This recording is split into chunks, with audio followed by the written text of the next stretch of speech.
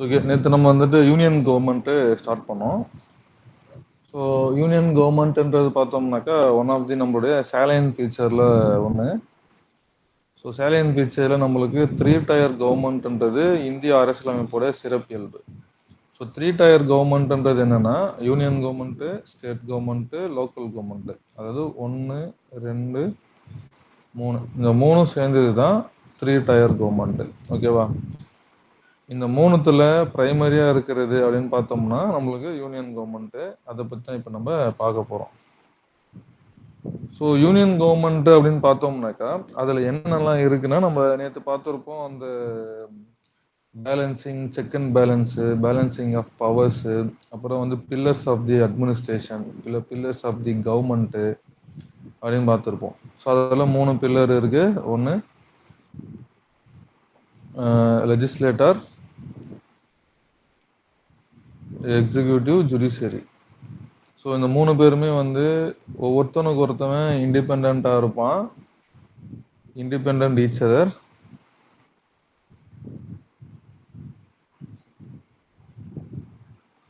அப்போ ஒருத்தன் விஷயத்துல இன்னொருத்தவன் சாதாரண சுச்சுவேஷன்ல தலையிட முடியாது. ஒரு எக்ஸ்ட்ராடினரி சுச்சுவேஷன்ல தேவைக்கு ஏற்பட்டால் மட்டும்தான் தலையிட முடியும்.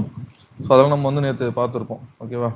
ஸோ இப்போ அதுக்கு அடுத்து நம்ம என்ன பார்க்க போறோம்னா யூனியன் கவர்மெண்ட்னா என்ன, இந்த டாபிக்ல நம்ம என்னென்ன படிக்க போறோம் அதுதான் நம்ம வந்து பார்க்க போறோம்.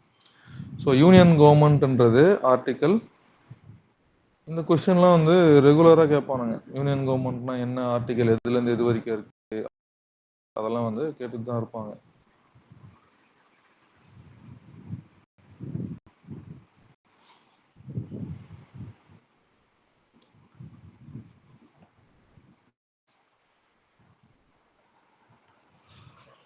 ஸோ இப்போ யூனியன் கவர்மெண்ட்னா என்ன அப்படின்னா நம்மளுக்கு வந்து ஆர்டிக்கல் 52 இருந்து 151 அது வரைக்கும் இருக்கிறது தான் யூனியன் கவர்மெண்ட்.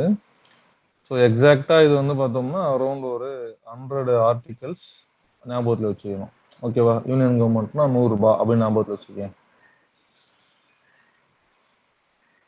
ஸோ யூனியன் கவர்மெண்ட்ல நம்ம என்னென்னலாம் படிக்க போறோம் அப்படின்னா, ஒன்று எக்ஸிக்யூட்டிவ்ஸ், நிர்வாகிகள். ஏன்னா ஒரு கவர்மெண்ட்டை அட்மினிஸ்ட்ரேஷன் பண்ணி அதை வழிநடத்தி கொண்டு போறது யாருன்னா இந்த நிர்வாகிகள் தான். சரியா? ஸோ அவங்கள பற்றி பார்ப்போம். அதுக்கடுத்து பார்லிமெண்ட்டு. ஸோ பார்லிமெண்ட்ன்றது என்னன்னா ஒரு சட்டத்தை உருவாக்கக்கூடிய ஒரு ஆர்கனைசேஷன் உள்ள ஒரு அமைப்பு தான் பார்லிமெண்ட். ஸோ எக்ஸிக்யூட்டிவ்ன்றவன் இந்த சட்டத்தை நடைமுறைப்படுத்துறவன் எக்ஸிக்யூட்டிவ், சட்டத்தை போடுறவன் பார்லிமெண்ட். அதுக்கு அடுத்தது 3வது பார்த்தோம்னா பிரசிடென்ட்டுடைய அவசர கால சட்டம் இயற்றும் அதிகாரம், ordinance making power of the president. இதை பற்றி நம்ம வந்து டீட்டெயிலாக பார்ப்போம். அப்படின்னா என்ன நம்ம வந்து பார்ப்போம். அதுக்கடுத்து மத்திய ஒன்றிய நீதித்துறை, உச்ச நீதிமன்றமா இருக்கு இல்லையா? ஸோ அந்த நீதித்துறை எப்படி இருக்கு அதை பார்ப்போம். அப்புறம் சிஏஜி. சிஏஜின்ற ஒரு comptroller and auditor general of India, அதாவது மத்திய கணக்கு மற்றும் தணிக்கை அதிகாரி. இப்போ நம்ம பார்ப்போம்ல கவர்மெண்டோடைய அக்கௌண்ட்ஸை வந்து பார்க்குறவங்க, அதாவது சென்டர் அண்ட் ஸ்டேட்டோடைய அக்கௌண்ட்ஸ் வந்து வரவு செலவு வந்து கணக்கு பண்றவர் தான் இந்த comptroller and auditor general of India. So அவங்கள பற்றி நம்ம இதில் பார்ப்போம். ஓகேவா? இதுக்கு அடுத்தது ஃபர்ஸ்ட் டாபிக் நம்ம என்ன பார்க்க போறோம் அப்படின்னாக்கா,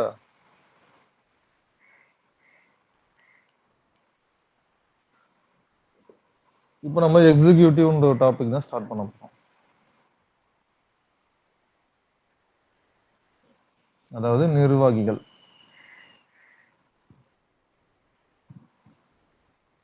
இந்த நிர்வாகிகள் எடுத்தோம்னா இதுல 2 வகையான நிர்வாகிகள் இருப்பாங்க.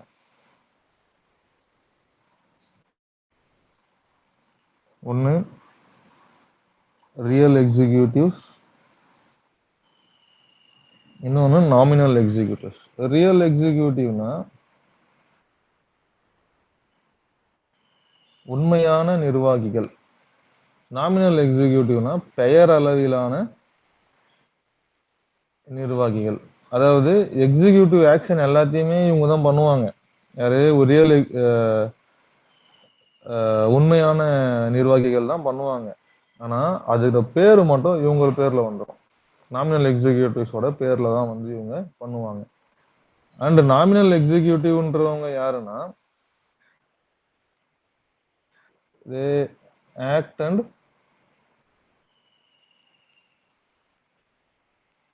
எய்டட் பை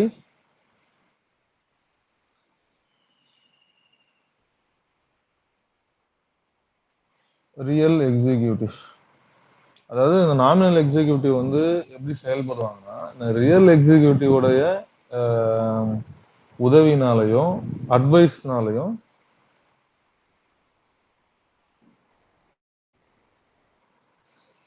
பேஸ் பண்ணி தான் இந்த நாமினல் எக்ஸிகியூட்டிவ்ஸோட ஆக்ஷன் வந்து இருக்க போகுது. ஓகேவா? ஸோ ரியல் எக்ஸிகியூட்டிவ் யாருன்னா, இவங்க தான் ரியல் பவர் வந்து இவங்கிட்ட தான் ரிசைட் ஆயிருக்கும். இல்லை ரியல் ஆக்ஷன் வந்து நம்மளுக்கு இவன் தான் பண்ணுவான். சும்மா பேருக்கு மட்டும் நாமினல் எக்ஸிகியூட்டிவ்ஸோட பேரை வந்து யூஸ் பண்ணிப்பாங்க. ஓகேவா? ஸோ எக்ஸாம்பிள் பார்த்தோம்னா, இந்த ரியல் எக்ஸிகியூட்டிவ்ன்றவங்க யார் யாரு அப்படின்னு பார்த்தோம்னாக்கா,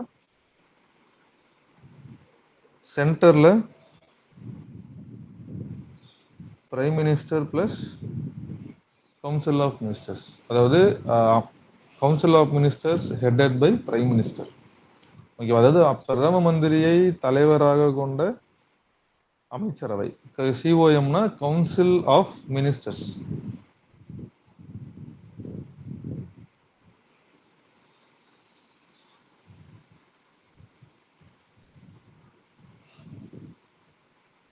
ஓகேவா? கவுன்சில் ஆஃப் மினிஸ்டர்ஸ், அமைச்சரவை. தமிழ் நம்ம சொல்லுவோம்ல, அமைச்சர்கள் இருக்காங்க அப்படின்னு சொல்லுவோமா?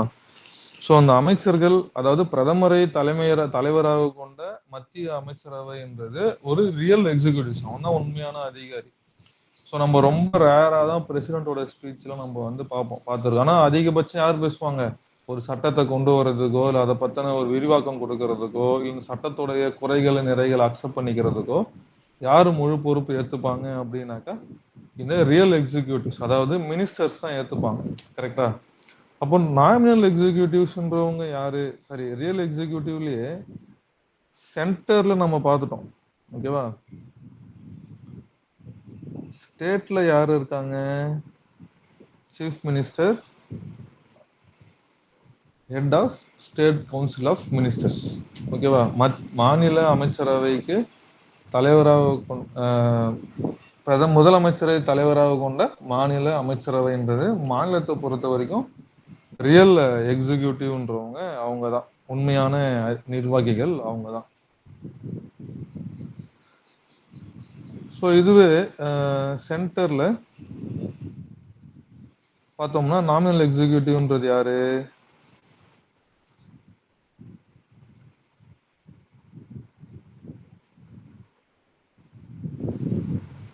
பிரசிடென்ட், வைஸ் பிரசிடென்ட், இவங்கெல்லாம் வந்து ஒரு நாமினல் எக்ஸிகியூட்டிவ்ஸ், பெயர் அளவுக்கான தலைவர்கள். அதாவது ஒரு ரப்பர் ஸ்டாம்ப் போஸ்ட்னுவாங்க. ஓகேவா? இப்போ ஒரு சட்டத்தை போடுறாங்கன்னா எல்லாமே பிரசிடென்ட்டோட பேர்ல தான் அந்த சட்டத்தை வந்து போடுவாங்க. ஏன்னா பிரசிடென்ட் கையெழுத்து போட்டாதான் ஒரு சட்டம், மசோதா என்பது சட்டமாகவே மாறும். ஓகேவா? அப்போ ஆனா அந்த சட்டத்தை உண்மையாலுமே யாரு உருவாக்குறது? இந்த பார்லிமெண்ட்டும், அதாவது ஆளுங்கட்சி வந்து சொல்லி, ஆளுங்கட்சி வந்து சப்மிட் பண்ணி பார்லிமெண்ட்ல அப்ரூவ் பண்ணி அதை வந்து சட்டமா மாத்துவாங்களா? அப்ப ஆளுங்கட்சியில யாரு கொண்டு வருவாங்க? அந்த குறிப்பிட்ட அமைச்சர்கள் தான் அந்த சட்டங்களை கொண்டு வருவாங்க. கரெக்டா? அப்ப அவங்க ரியல் எக்ஸிகியூட்டிவ்ஸ். அவங்க கொடுத்த அந்த பேப்பர்ல வெறும் கையெழுத்து போடுற பவர் மட்டும் தான் யாருக்கு இருக்கு?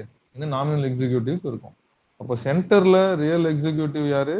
பிரதம மந்திரி பிளஸ் கவுன்சில் ஆஃப் மினிஸ்டர்ஸ். மாநிலத்துல chief minister, council of minister.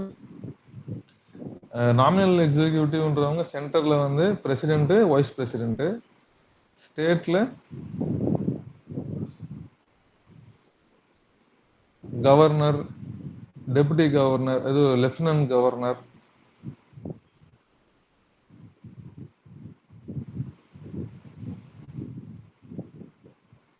Lieutenant கவர்னர்ன்றவங்க யூனியன் டெரிட்டரியில இருப்பாங்க. ஸ்டேட்ல வந்து கவர்னர். சரியா?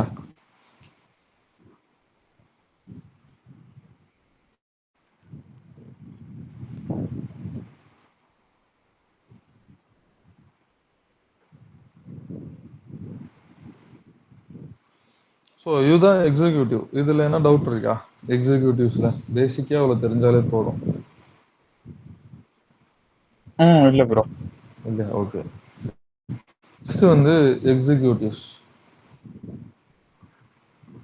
ஸோ நம்ம எக்ஸிக்யூட்டிவ்னு யார் யாரை பார்க்க போறோம் அப்படின்னா, நம்ம ஃபர்ஸ்ட் பார்த்தோம், ஞாபகம் இருக்கா? பிரசிடென்ட் வந்துட்டாரா, வைஸ் பிரசிடென்ட் வந்துட்டாரா, பிரைம் மினிஸ்டர் வந்துட்டாரா, கவுன்சில் ஆஃப் மினிஸ்டர் வந்துட்டாங்களா? இதுல அடிஷனல் நம்ம யாரை பார்ப்போம்னா, advocate general of attorney general of the India, அதாவது இந்தியாவுடைய தலைமை வழக்கறிஞர், அவரை பத்தி நம்ம இதுல பார்ப்போம். ஸோ இப்போ நம்ம பிரசிடென்ட் அவரை பத்தி தான் பார்க்க போறோம். ஸோ பிரசிடென்ட்னு பார்த்தோம்னா, இது ஆர்டிக்கல்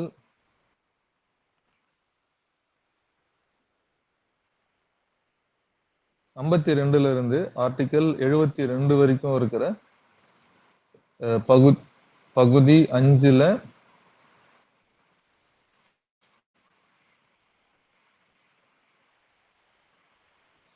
பார்ட் 5ல ஆர்டிக்கல் 52 டு 78 வரைக்கும் இருக்கிற விஷயங்கள் வந்து பிரசிடென்ட் ஆஃப் இந்தியாவை பத்தி பேசுது. ஓகேவா? ஸோ இதுல நம்மளுக்கு வந்து ஒரு டவுட் வரும். இப்போ அமெரிக்காவில் ஒரு பிரசிடென்ட் இருக்காரு, இந்தியாவில் ஒரு பிரசிடென்ட் இருக்காரு, சரியா?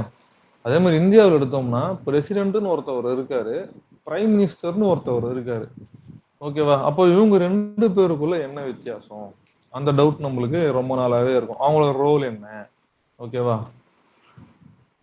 ஸோ இப்போ பேசிக்கா நம்ம எதை பார்க்கணும்னா, ஆட்சி முறைகளை பத்தி பார்க்கணும். ஸோ உலக அளவுல பார்த்தோம்னாக்கா, அட்மினிஸ்ட்ரேஷன் இல்ல ரூலிங் அப்படின்றது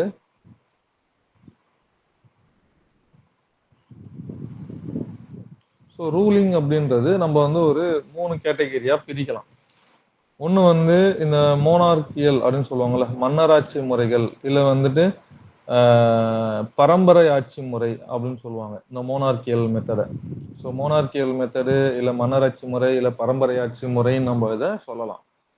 ஸோ மோனார்கியல் மெத்தடுன்றது நம்ம சின்ன வயசுலேருந்து தெரியும், நிறைய படம்லாம் பார்ப்போம், நம்ம நிறைய இன்ஸ்பயர்லாம் ஆயிருப்போம். ஒரு கிங்குன்னு ஒருத்தவர் இருப்பார், அந்த கிங்குக்கு அடுத்த ஒரு பையன் வருவார் ஆட்சிக்கு. அந்த கிங்கு வந்துட்டு ரொம்ப சுப்பீரியர் ஆஃப் எல்லா பவரையும் வந்து அந்த கிங்கு வச்சிருப்பாரு. ஓகேவா?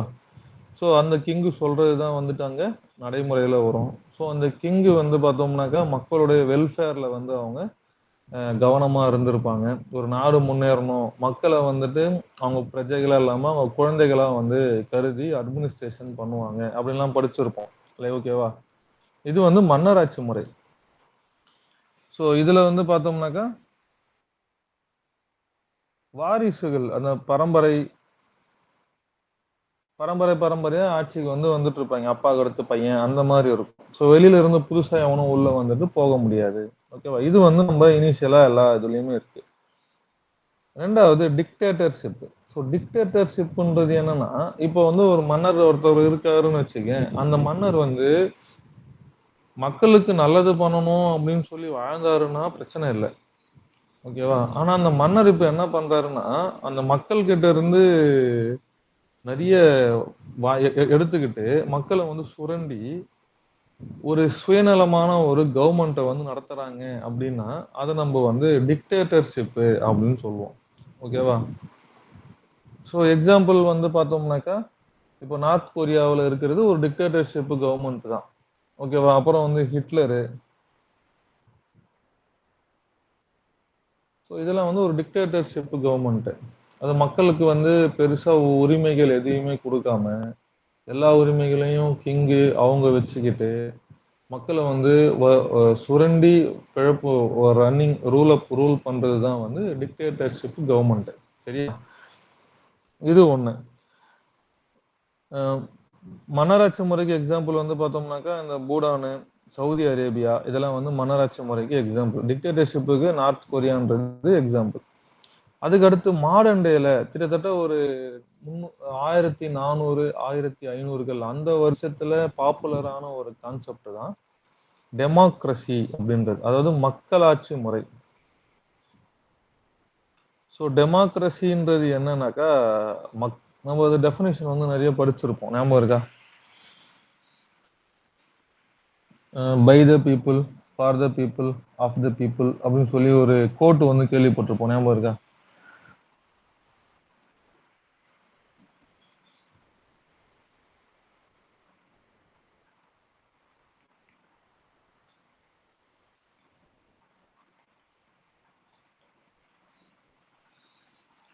அதாவது மக்களுக்காக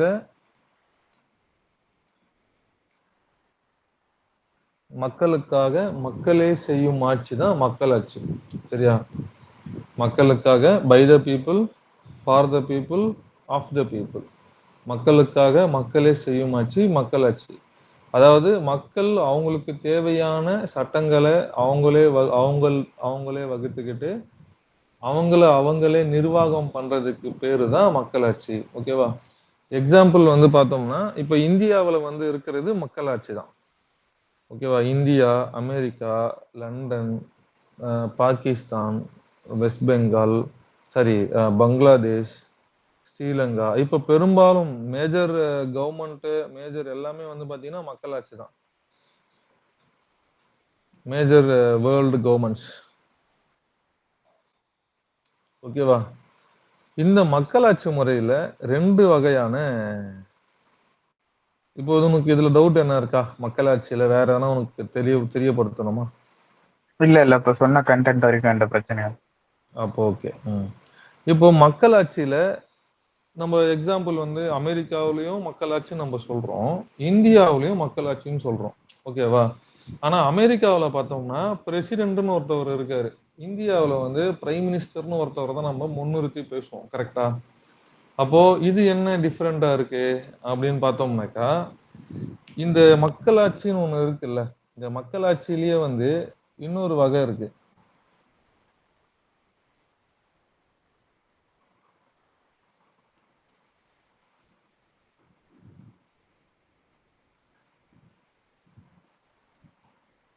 இந்த டெமோக்ரஸிலேயே 2 வகை நம்மளுக்கு இருக்கு. ஒண்ணு டைரக்ட் டெமோக்ரஸி, இன்னொன்னு இன்டைரக்ட் டெமோக்ரஸி. ஸோ டெமோக்ரஸினா நம்ம என்ன பார்த்தோம்? மக்களால் மக்களுக்காக மக்களே செய்யும் ஆட்சி. கரெக்டா? மக்களால் மக்களுக்காக மக்களே செய்யும் ஆட்சி. இது ஜனநாயகத்துடைய ஒரு விரிவாக்கமா. இப்போ டைரக்ட் டெமோக்ரஸின்றது என்னன்னா, நம்ம இதுல என்னென்ன டேர்ம் நம்ம யூஸ் பண்ணியிருக்கோம்? மக்களால்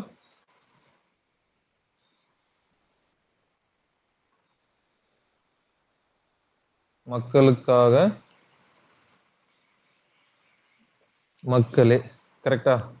ஸோ நம்ம இதை எதை பேஸ் பண்ணி பேசுறோம்னா, ஒரு லாவை பேஸ் பண்ணி தான் நான் பேசுறோம். மக்களால் மக்களுக்காக மக்களே இயற்றக்கூடிய சட்டங்கள் இருக்கிற நாடு தான் மக்களாட்சி நாடு அப்படின்னு சொல்றோமா? இப்போ டைரக்ட் டெமோக்ரஸின்றது என்னன்னா, இப்போ ஒரு லா வந்து மேக் பண்றாங்க, உருவாக்குறாங்க அப்படின்னா, அத டைரக்டா பீப்புளே மேக் பண்ணாங்க அப்படின்னா, அதுக்கு பேரு மக்களாட்சி முறை. ஓகேவா? எக்ஸாம்பிள் பார்த்தோம்னா, இந்த ரெஃபரண்டம் இருக்கும். ரெஃபரண்டம்ன்றது என்னன்னா, ஒரு சட்டம் வந்து லாவை உருவாக்கும் பொழுது மக்கள் கிட்ட பொது வாக்கெடுப்பு நடத்துவாங்க.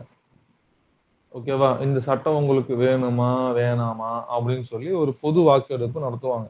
இப்ப மக்கள் வந்து என்ன பண்ணுவாங்க, ஒரு சட்டம் நிறைவேற்றப்படும் போதும் வந்து ஓட்டு போட்டு போவாங்க. இந்த சட்டம் வேணும், எஸ், நோன்னு சொல்லி ஓட்டு போட்டு போவாங்க.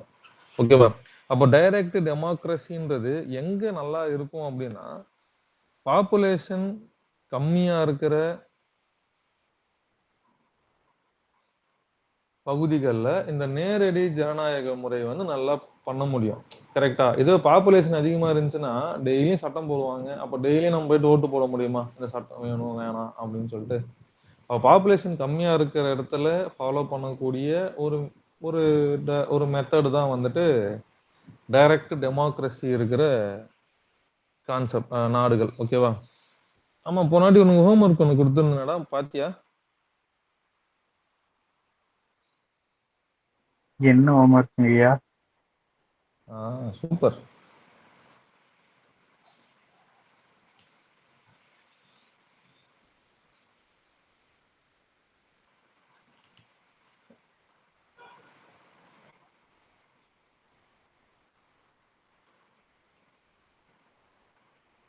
என்ன ஹோம்ஒர்க்னா நம்ம வந்து இதுல போனோம்ல, அது பேர் என்ன, மைனாரிட்டிஸ் யார் யார் மைனாரிட்டியா இருக்காங்கன்னு பார்க்க சொன்ன ஞாபகம் இருக்கா? ஒரு 6 மைனாரிட்டி இருப்பாங்கன்னு பார்க்க சொன்ன ஞாபகம் இருக்கா இந்தியாவுல? ஓகே. நாளைக்கு எனக்கு இந்த 3 இன்னைக்கு ஒரு ஹோம்ஒர்க் கொடுப்பேன், அதே நாளைக்கு எனக்கு சொல்றேன், சரியா? எங்க வச்சுருக்கீங்க? ஓகே. சரியா? அப்போ டைரக்ட் டெமோக்ரஸினா உனக்கு புரிஞ்சா? ஒவ்வொரு சட்டங்கள் இயற்றப்படும் போதும் மக்களே டைரக்டா அந்த சட்டத்துக்கு எஸ் ஆர் நோ அப்படின்னு சொல்லுவாங்க, ஓட்டு போடுவாங்க. அதுக்கு பேரு டைரக்ட் டெமோக்ரஸி.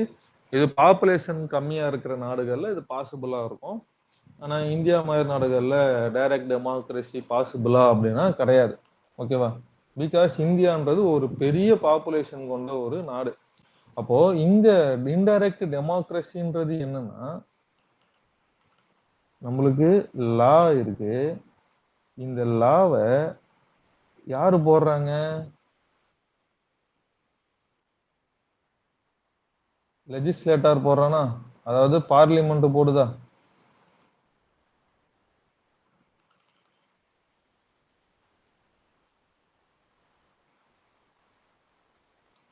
ஓகேவா? அப்போ இந்த லெஜிஸ்லேட்டரை யார் தேர்ந்தெடுக்கிறாங்க? அதாவது ஒரு எம்பிஏ எம்எல்ஏவை யார் தேர்ந்தெடுக்கிறாங்க? பீப்புள் தேர்ந்தெடுக்கிறாங்க. அப்போ பீப்புள் லெஜிஸ்லேட்டரை தேர்ந்தெடுக்கிறாங்க, லெஜிஸ்லேட்டர் சட்டத்தை போடுறாங்க. புரியுதா?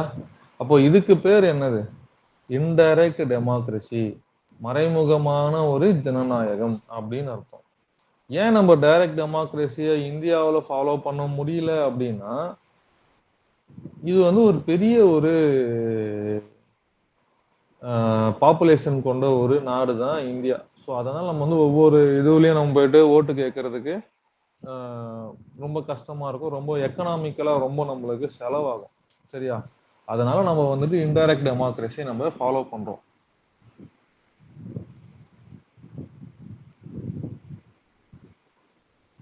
ஸோ நீ என்ன பண்ணு, எந்தெந்த நாடுகள் வந்து டைரக்ட் டெமோக்ரஸியில இருக்கு, எந்தெந்த நாடுகள் வந்து இன்டைரக்ட் டெமோக்ரஸியில இருக்கு, அது நாளைக்கு நீ என்ன பண்ணும் ஹோம்ஒர்க்ல சொல்லுவோம். புரியுதா? புரிஞ்சுதுங்கய்யா.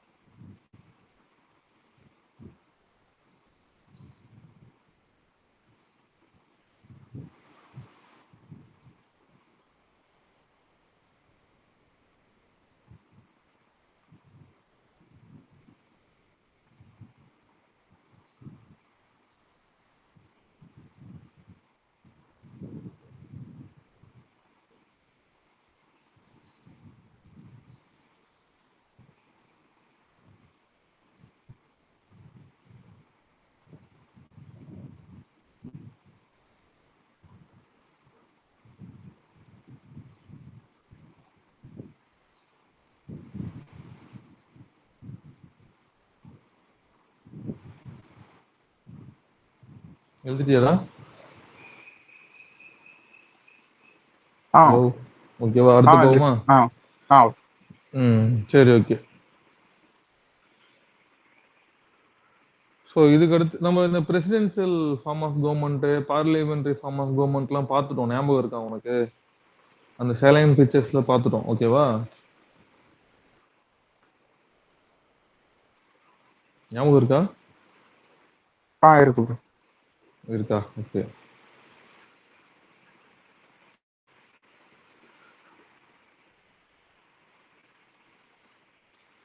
ஸோ இப்போ நம்மளது வந்து இன்டைரக்ட் டெமோக்ரஸின்னு நம்ம சொல்லிட்டோமா? இப்போ நம்ம டெமோக்ரஸின்றது என்ன வகை அப்படின்னு நம்ம பார்த்தோம்னாக்கா, இன்டைரக்ட் டெமோக்ரஸி தான். ஸோ அகைன் நம்ம வந்துட்டு இந்த டெமோக்ரஸி சிஸ்டத்தை head of the government, head of the state அதை பேஸ் பண்ணி நம்ம 2 கேட்டகரியா பிரிப்போம். ஒண்ணு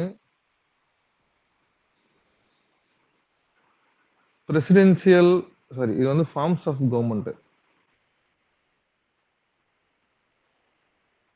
இப்போ இந்த ஜனநாயக நாடு உருவாகும் முறையின் அடிப்படையில நம்ம இதை 2ஆ பிரிப்போம். ஒண்ணு பிரசிடென்ஷியல் ஃபார்ம் ஆஃப் கவர்மெண்ட், இன்னொன்னு prime minister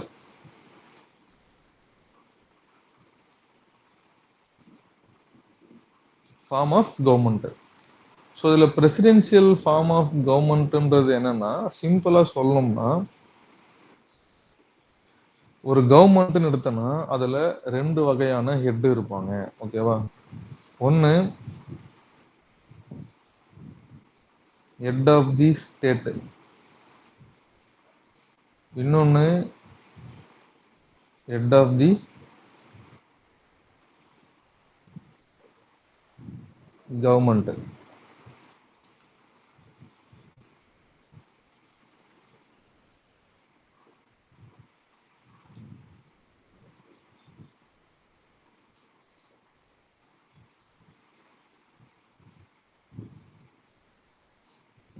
head of the state, head of the கவர்மெண்ட்னு 2 பேர் இருப்பாங்க.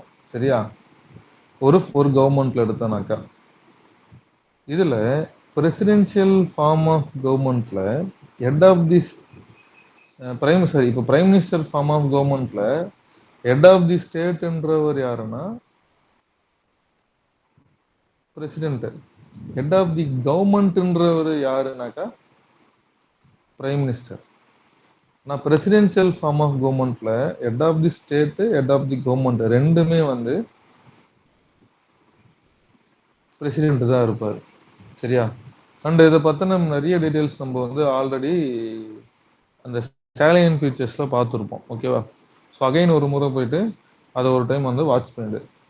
ஓகேவா? இப்போ நம்ம அடுத்தது இந்திய குடியரசுத் தலைவரை பத்தி பார்க்க போறோம்.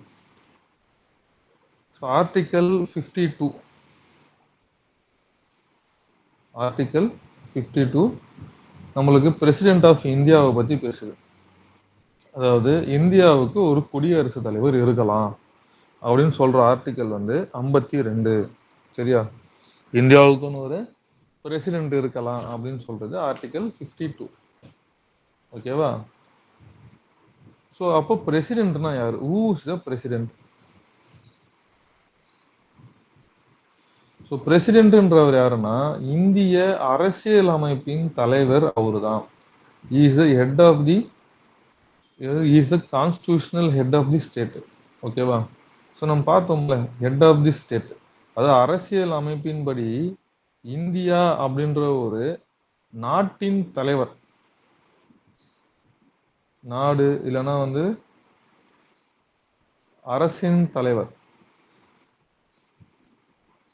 யாரு? President of India. ஓகேவா? ஆனா அரசாங்கம் அதோட தலைவர் யாருன்னா பிரைம் மினிஸ்டர். ஸோ இதுல உனக்கு ஒரு டிஃப்ரெண்ட் இருக்கும். அரசுனா என்ன, அரசாங்கம்னா என்ன?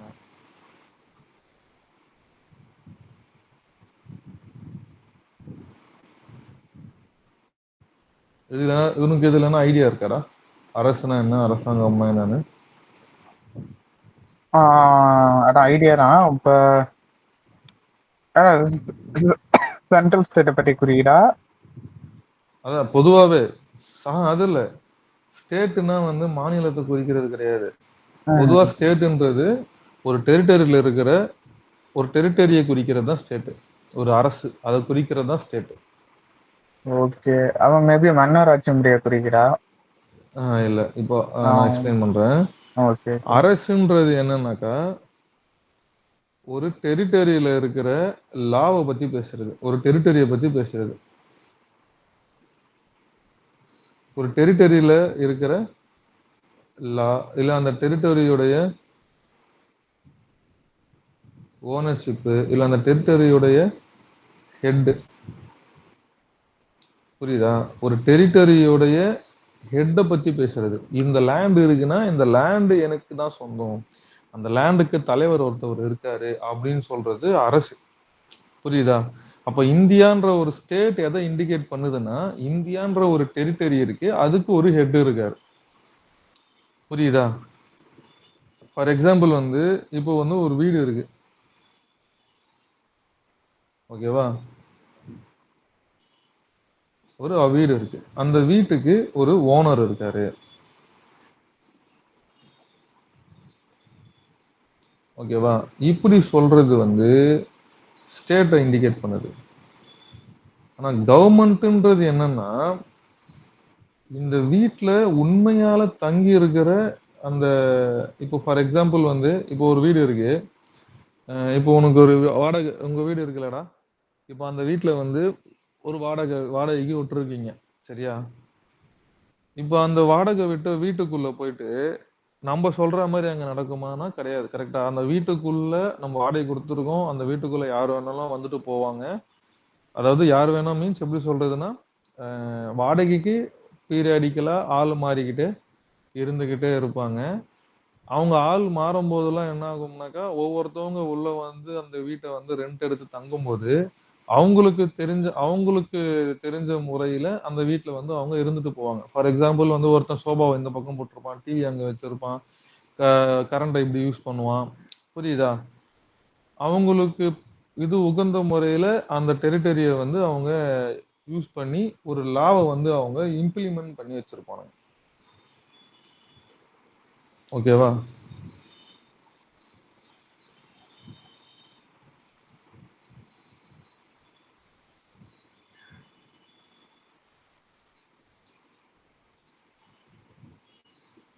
இம்ப்ளிமெண்டேஷன் ஆஃப் லா அப்படின்னும் நம்ம சொல்லலாம். இதுல இன்னொரு வகையில பார்த்தோம்னாக்கா, அஹ், இப்போ ஒரு கவர்மெண்ட்னு எடுத்தனாக்கா, அந்த கவர்மெண்ட் என்ன பண்ணுதுன்னா, இந்தியான்ற ஒரு நாட்டுக்குள்ள ஒரு கவர்மெண்ட் வந்து இருக்குது. அது ஒரு மெஷினரி மாதிரி. கவர்மெண்ட்ன்றது ஒரு இயந்திரம் மாதிரி, ஓகேவா? அந்த இயந்திரத்துடைய ஓனர் தான் யாரு? ஓனர்ஷிப் பேசுறது தான் இந்த ஸ்டேட் பிரசிடென்ட். ஆனா அந்த இயந்திரத்தை எப்படி வேணாலும் ஓட்டலாம், தனக்கு தகுந்த மாதிரி மாத்தி மாத்தி ஓட்டிக்கிட்டே இருப்பாங்கல்ல, அந்த இயந்திரத்தை ஓட்டுற அந்த ஆபரேட்டர், அந்த ஆபரேட்டர் தான் யாரு? இந்த கவர்மெண்ட், கரெக்டா? இப்போ இந்த இந்தியான்ற ஒரு டெரிட்டரியோட ஹெட் யாருன்னா பிரசிடென்ட். இந்த டெரிட்டரியில ஒரு பர்டிகுலரா ஒரு 5 வருஷத்துக்கு ஒரு பீரியாடிக்கலா ஒருத்தவனுக்கு இந்த வீட்டை வாடகைக்கு நம்ம கொடுத்துருக்கோம். அந்த வீட்ல அவன் என்ன பண்ணுவான்? அவனுக்கு பிடிச்ச மாதிரி பெயிண்ட் அடிச்சுக்கலாம் உள்ள இன்டீரியர்ல, ஓகேவா? அவனுக்கு தேவையான எல்லாத்தையும் வந்து அவன் வித் அந்த வீட்டு ஓனரோட பர்மிஷனுக்குள் பேஸ் பண்ணி அவன் வந்து எல்லாத்தையுமே பண்ணிக்கலாம்னு சொல்றோமா? அதே தான் இங்கேயுமே. அப்ப அரசாங்கம்ன்றது என்ன, ஒரு சர்டைன் லாவை இம்ப்ளிமெண்ட் பண்ணி அதை எக்ஸிக்யூட் பண்ணுவானுங்க. ஒரு வண்டி இருக்குன்னா அதை ஓட்டுவான் ஒருத்தன், 5 வருஷத்துக்கு அவன்கிட்ட கொடுத்துருப்பாங்க. அதுக்கு பேரு தான் அரசாங்கம். இதுல என்ன டவுட் இருக்கா? புரிஞ்சா?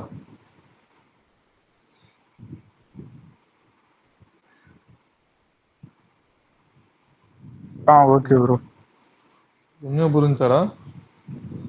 புரிஞ்சிரு. ஓகே. ஸோ அடுத்தது, இது ஃபர்ஸ்ட் பாயிண்ட். ரெண்டாவது என்னன்னா, இந்தியான்ற ஒரு நாட்டுடைய ஆம், அதாவது நம்ம கான்ஸ்டியூஷன்ல நம்ம ரிப்பப்ளிக்னு ஒரு கான்செப்டை வச்சிருக்கோம், ஓகேவா? ஸோ ரிப்பப்ளிக்ன்றது எதை பத்தி பேசுதுன்னா, எலெக்டட் ஹெட்டை பத்தி பேசுது, ஓகேவா? அப்ப இந்தியாவை ரிப்பப்ளிக், இந்தியான்றது ஒரு குடியரசுன்னு சொல்றோம்ல, அந்த இந்தியான்றது குடியரசுன்னு நம்ம சொல்றதுக்கு ஒரு காரணமா இருக்கிற ஒரு பதவி தான் இந்த பிரசிடென்ட். ஏன்னா பிரசிடென்ட் நம்ம மறைமுக தேர்தல் முறையில தான் நம்ம தேர்ந்தெடுப்போம், ஓகேவா? அப்ப இந்தியாவை குடியரசுன்னு நம்ம சொல்றதுக்கு உங்களுக்கு வாய்ப்பு கொடுத்த ஒரு ஒரு பதவி தான் இந்த பிரசிடென்ட், ஓகேவா? அது மட்டும் இல்லாம இவர் மொத்த இந்தியர்களுடைய ஒரு ஒரு பிம்பமா வந்துட்டு ஒரு பிரதிபலிக்கிறாரு அப்படின்னு சொல்லலாம். அது மட்டும் இல்லாம இந்தியாவுடைய முதல் குடிமகன், the first citizen of India அப்படின்னு நம்ம பார்ப்போம், சரியா? நெக்ஸ்ட், இந்த பிரசிடென்ட்டுக்கு ரிலேட்டடா இருக்கிற ஆர்டிகல்ஸ் என்னன்னா நம்ம பார்த்துருப்போம். ஃபர்ஸ்ட் பிரசிடென்ட்ன்றது ஆர்டிகல் 52ல இருந்து 78 வரைக்கும் இருக்கிறது. இது பார்ட் 5ல இருக்கு. இது ஆர்டிகல் 52 எதை பத்தி பேசுதுன்னா பிரசிடென்ட் வந்துட்டு ஹெட் ஆஃப் தி ஸ்டேட், அதாவது இந்தியான்ற ஒரு நாட்டுக்கு ஒரு குடியரசுத் தலைவர் இருக்கலாம் அப்படின்றத பத்தி பேசுவோம். அதுக்கு அடுத்து ஆர்டிகல் 54ன்றது இந்த குடியரசுத் தலைவரை நம்ம எப்படி தேர்ந்தெடுக்கிறது, அது குடியரசுத் தலைவருடைய தேர்தலை பத்தி பேசுறது வந்து ஆர்டிகல் 54. ஆர்டிகல் 55ன்றது என்னன்னாக்கா என்ன மெத்தட்ல நம்ம குடியரசுத் தலைவரை தேர்ந்தெடுக்கிறோம். ஓகே, இதெல்லாம் நம்ம வந்து ஃபியூச்சர்ல பார்ப்போம். இது எல்லாமே தான் வந்து எக்ஸாம்ல மேட்ச் த ஃபாலோயிங்லயோ இல்லை டைரக்டாவோ இதுதான் கேட்பாங்க. ஓகேவா? அப்போ 54ன்றது பிரசிடென்ட்டோட எலெக்ஷனை பத்தி பேசுது. 55ன்றது குடியரசுத் தலைவருடைய எலெக்ஷன் மெத்தடை பத்தி பேசுது. எந்த மெத்தட்ல குடியரசுத் தலைவர் தேர்ந்தெடுக்கப்படுறாருன்னு பேசுது. 58 குடியரசுத் தலைவரா ஆகிறதுக்கு உனக்கு என்னென்ன தகுதி இருக்கணும் அதை பத்தி பேசுறது ஆர்டிகல் 58. ஆர்டிகல் 61ன்றது இம்பீச்மெண்ட், குடியரசுத் தலைவருடைய தகுதி நீக்கம், இம்பீச்மெண்ட். ஓகேவா? நெக்ஸ்ட் ஆர்டிகல் 72, இது குடியரசுத் தலைவருடைய மன்னிப்பு அதிகாரத்தை பத்தி பேசுது, pardoning power of the president. For example வந்து நீங்க நிறைய இதுல படிச்சிருப்போம்ல, குடியரசுத் தலைவர்கிட்ட போயிட்டு கைதிகள் வந்து மரண தண்டனை கைதிகள் கூட மன்னிப்பு கேட்கலாம். அதெல்லாம் நியூஸ்ல நம்ம நிறைய பார்த்துருப்போம். கரெக்டா? ஸோ அப்போ இந்த மாதிரி மன்னிப்பு அதிகாரங்கள் என்னென்ன இருக்குது அது எல்லாமே நம்ம பார்க்க போறோம். ஸோ இன்னும் நம்ம ரொம்ப டீட்டெயிலா பார்ப்போம். ஸோ ஃபர்ஸ்ட் வந்து election of the president. One second.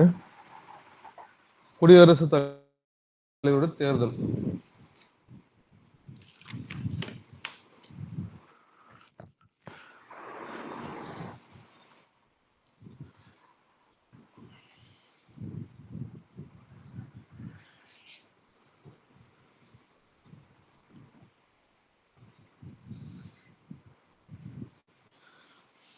So குடியரசுத் தலைவர் தேர்தல்னு பார்த்தோம்னா முதல்ல வந்து இது ஒரு மறைமுக தேர்தல் முறை. சரியா? அதாவது நம்ம பார்த்தோம்ல, நேரடி தேர்தல் முறைன்றது என்னன்னா, எலெக்ஷன் மெத்தட்ல ரெண்டு வகையான தேர்தல் முறைகள் நம்மளுக்கு இருக்கு. ஒன்னு நேரடி தேர்தல் முறை, இன்னொன்னு மறைமுக தேர்தல் முறை. அதாவது டைரக்ட் எலெக்ஷன், இன்டைரக்ட் எலெக்ஷன். சரியா? ஸோ டைரக்ட் எலெக்ஷன்ன்றது என்னன்னா மக்கள் நேரடியா போயிட்டு ஓட்டு போடுறது. சரியா? மக்கள் நேரடியா போய் அவங்க பிரதிநிதியை ஓட்டு போட்டு தேர்ந்தெடுக்கிறது டைரக்ட் எலெக்ஷன். ஸோ எதுக்கெல்லாம் நீ டைரக்டா போயிட்டு ஓட்டு போட்டிருக்க சொல்லு பார்ப்போம்.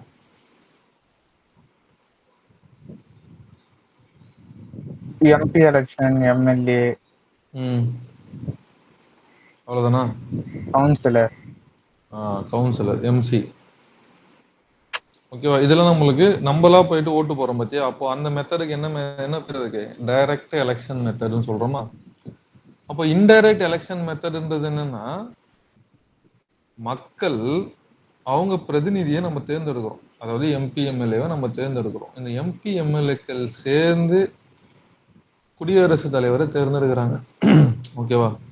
ஃபார் எக்ஸாம்பிள் பார்த்தோம்னா லோக்சபா எம்பின்றவங்க மக்களால நேரடியாக தேர்ந்தெடுக்கப்படுறாங்க. ஆனா ராஜ்யசபா எம்பி எம்எல்ஏக்களால தான் தேர்ந்தெடுக்கப்படுறாங்க. ஓகேவா? அவ மறைமுக தேர்தல் இருந்தது என்னன்னா மக்கள் டைரக்டா ஓட்டு போட மாட்டாங்க. மக்களால தேர்ந்தெடுக்கப்பட்ட மக்களின் பிரதிநிதிகள் ஓட்டு போறது. அந்த மெத்தடுக்கு பேரு தான் இன்டைரக்ட் எலெக்ஷன் மெத்தடு. ஓகேவா? இந்தியாவில் இந்த இன்டைரக்ட் எலெக்ஷன் மெத்தடு எப்போ அறிமுகம் செய்யப்படுதுன்னா 1909 நம்ம பார்த்துருப்போம். ஞாபகம் இருக்கா? அந்த மின்டோ மார்லி ரிஃபார்ம்ல நம்ம வந்து பார்த்துருப்போம். இந்தியன் கவுன்சில் ஆக்ட் 3ல வந்து பார்த்துருப்போம். முஸ்லிம்களுக்கு இடஒதுக்கீடு வழங்கி ஆனா முஸ்லீம் மைனாரிட்டிஸ் மட்டும் தனியா ஓட்டு போடுற மாதிரி இடஒதுக்கீடு வழங்கி மறைமுக தேர்தல் முறையை அந்த இடத்துல நம்மளுக்கு ஆரம்பிச்சிருப்பாங்க. ஓகேவா? ஆனா நேரடி தேர்தல் முறை ஒரு எக்ஸாம்ல டிஎன்பிசில ஒரு கேட்டிருந்தானுங்க. நேரடி தேர்தல் முறை இந்திய வரலாற்றில் முதல் முறையாக எப்போது நடந்தது? ஓகேவா? அப்போ இதுல என்ன கேக்குறேன்னா, இந்திய வரலாறுன்னு சொல்லிட்டான். வரலாறுனா என்ன மீனிங்? இது வரைக்கும் கடந்து வந்த ஹிஸ்டரியிலேயே, ஓகேவா? ஸோ அதுல ஆப்ஷன்ல நம்ம என்னென்ன கொடுத்துருப்பானுங்கன்னா 1921, 1952, 1930, இல்ல 1909, இந்த மூணு ஆப்ஷன்ல இந்த மூணு ஆப்ஷன்ல சாரி இந்த 4 ஆப்ஷன்ல எது கரெக்ட்?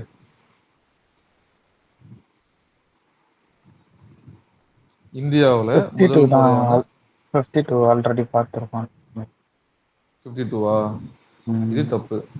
ஓகே இது ஆஃப்டர் இண்டிபெண்டன்ஸ்னு கேட்டா இது கரெக்ட். Okay okay okay. அதாவது சுதந்திரத்துக்கு பிறகு நடந்த முதல் தேர்தல் எப்போனா 52, சரியா? ஆனா கொஸ்டின் என்னது, இந்திய வரலாற்றிலேயே எப்போ முதல்ல வந்து எலெக்ஷனை, நேரடி எலெக்ஷனை கண்டக்ட் பண்றாங்க? நம்ம படிச்சிருப்போம், ஞாபகம் இருக்கா? மாண்டேகு செம்ஸ்ஃபோர்டு ரிஃபார்ம்ல நேரடி தேர்தல் முறை நடைமுறைப்படுத்தியிருப்பாங்க. கரெக்ட், ஞாபகம் இருக்கா? முதல்ல அது வந்து 1921ல ஃபர்ஸ்ட் எலெக்ஷன் நம்மளுக்கு நடத்தியிருப்பாங்க. அப்போ இந்திய வரலாற்றுல முதல் தேர்தல் முறை எப்போ நடக்குது? 1921ல. புரியுதா? அப்போ உனக்கு டைரக்ட் எலெக்ஷன்னா என்னன்னு புரிஞ்சிருச்சு, இன்டைரக்ட் எலெக்ஷன்னா என்னன்னு புரிஞ்சிருச்சு. கரெக்டா? ஓகே. அதுதான் டவுட் இருக்கா? அதுல இல்லைங்க. இல்ல, ஓகே. இப்போ செகண்ட் பாயிண்ட்டுக்கு போவோம். செகண்ட் பாயிண்ட் என்னன்னா, இப்போ பிரசிடென்ட்னு ஒருத்தவர் இருக்காரு, அவருக்கு நம்ம வந்து எலெக்ஷனை கண்டக்ட் பண்ண போறாங்க, முடிவாயிடுச்சு. கரெக்டா? அப்போ யார் யாரெல்லாம் ஓட்டு போடுறாங்க? நம்ம என்ன சொல்லியிருக்கோம்னா, பிரசிடென்டோட எலெக்ஷன்ன்றது ஒரு இன்டைரக்ட் எலெக்ஷனு, மக்கள் ஓட்டு போடல. அப்ப யார் ஓட்டு போறீங்கன்னு ஒரு கேள்வி வருமா?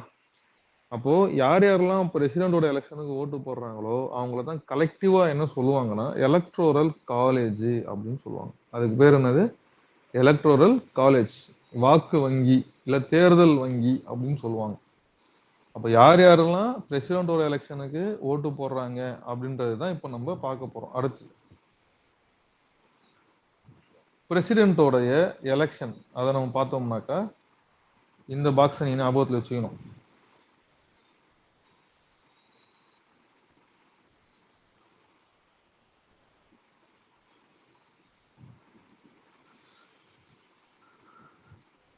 Electoral college of the president.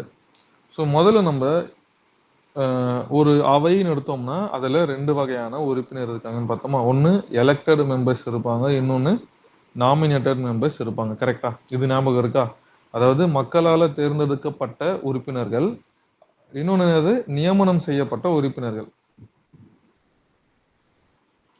தேர்ந்தெடுக்கப்பட்ட, அதாவது ஓட்டு போட்டு ஏதோ ஒரு மெத்தட்ல தேர்ந்தெடுக்கப்பட்ட உறுப்பினர்கள், இன்னொருத்தவங்க நியமனம் பண்ற உறுப்பினர்கள். சரியா? அவங்க இருப்பாங்க. அப்ப யார் யாரெல்லாம் அதுல ஓட்டு போடுறாங்கன்னா, லோக்சபாவுடைய எம்பிக்கள் உறுப்பினர்கள், ராஜ்யசபாவுடைய உறுப்பினர்கள், மாநில சட்டமன்றத்துடைய உறுப்பினர்கள், யூனியன் பிரதேசத்துடைய சட்டமன்ற உறுப்பினர்கள், அப்புறம் ஒரு மாநிலத்துடைய எம்எல்சி, இவங்க எல்லாருமே தான் இருக்காங்க. சட்டம் இயற்றுபவர்கள்ல இவங்க எல்லாருமே இருக்காங்க. கரெக்டா? லெஜிஸ்லேட்டர் தான் எக்ஸிக்யூட் இந்த பிரசிடென்ட்டை தேர்ந்தெடுக்கிறாங்க. முதல்ல நம்ம என்ன புரிஞ்சுக்கணும்னா, எல்லா இடத்துலையுமே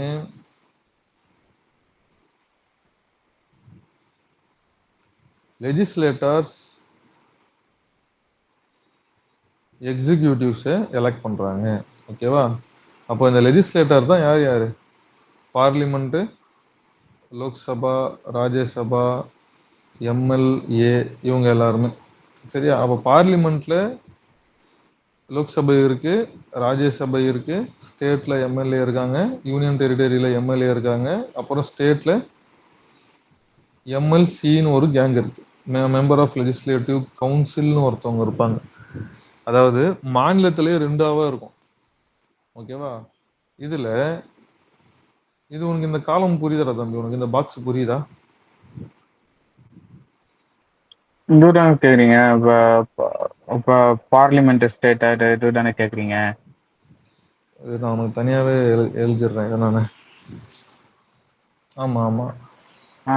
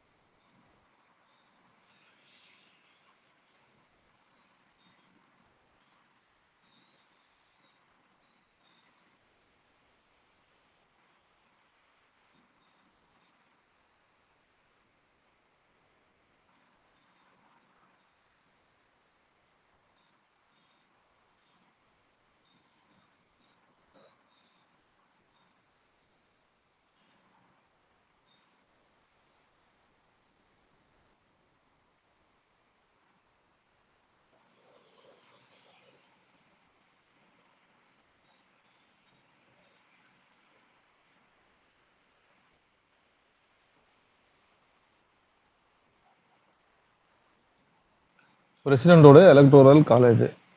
ஓகேவா? ஸோ நம்ம பார்த்துருப்போம் பிரசிடென்ட்ன்றது ஒரு இன்டைரக்ட் மெத்தடுன்னு பார்த்துருப்போமா? So indirect method. So indirect மெத்தட்னா என்னது? பீப்புளுடைய ரெப்ரசன்டேட்டிவ் வந்து தேர்ந்தெடுக்கிறாங்க அப்படின்னு பார்த்தோமா? அப்போ ஹூ ஆர் த ரெப்ரசன்டேட்டிவ்ஸ்? யாரு அப்படின்னா அதுதான் நம்ம இங்க பார்க்க போறோம். ஸோ ரெப்ரசன்டேட்டிவ்னா யாரு? மக்களோட பிரதிநிதினா யார் யார் இந்த இடத்துல? ஒன்று பார்லிமெண்ட், அப்புறம் ஸ்டேட் லெஜிஸ்லேட்டிவ் அசம்பிளி. ஓகேவா? இப்போ இதுல பார்த்தோம்னா சரி, அது அடுத்தது யூனியன் டெரிட்டரி.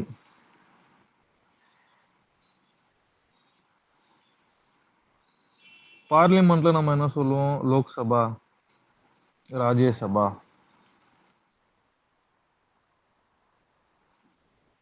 ஸ்டேட்ல வந்துட்டு எம்எல்ஏ, எம்எல்ஏ, எம்பி. எம்எல்சி. இங்க தான் எம்பின்னு சொல்லுவோம். Legislative okay Lok Sabha, okay okay. ராஜ்யசபால தான் எம்பி. ஓகேவா? அது யூனியன் டெரிட்டரியில எம்எல்ஏ. ஸோ எம்எல்சின்றது யூனியன் டெரிட்டரியில கிடையாது. அங்க வெறும் எம்எல்ஏ மட்டும்தான். சரியா? இப்ப பார்த்தோம்னாக்கா இந்த மெம்பர்ஸ் இருக்கான்ல, மெம்பர்ல 2 டைப்ஸ் ஆஃப் மெம்பர் இருக்கான். அங்க விஷயம் அடுத்தது அதுதான். ஓகேவா? மெம்பர்ஸ்ல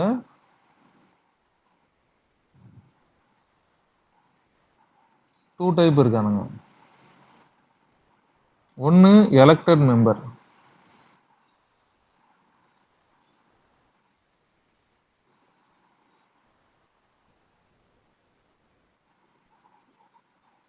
ஒன்னு எலெக்டட் மெம்பர், இன்னொன்னு நாமினல் மெம்பர்.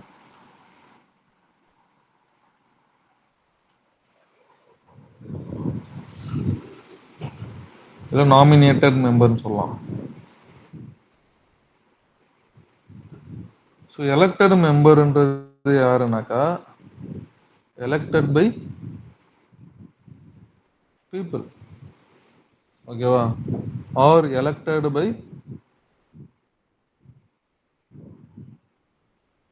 ரெப்ரசன்டேட்டிவ்ஸ். சரி, எலெக்டட் பை பீப்புள்னா நம்ம என்ன சொல்லலாம்? எம்எல்ஏ, லோக்சபாவோட எம்பின்னு சொல்லலாம். ஓகேவா? லோக்சபாவுடைய எம்பி, அப்புறம் எம்எல்ஏக்கள் மக்களால் தேர்ந்தெடுக்கப்படுறாங்களா? ரெப்ரசன்டேட்டிவ்ஸ்ன்னு பார்த்தோம்னாக்கா எலெக்டட் ரெப்ரசன்டேட்டிவ்னா யாரு?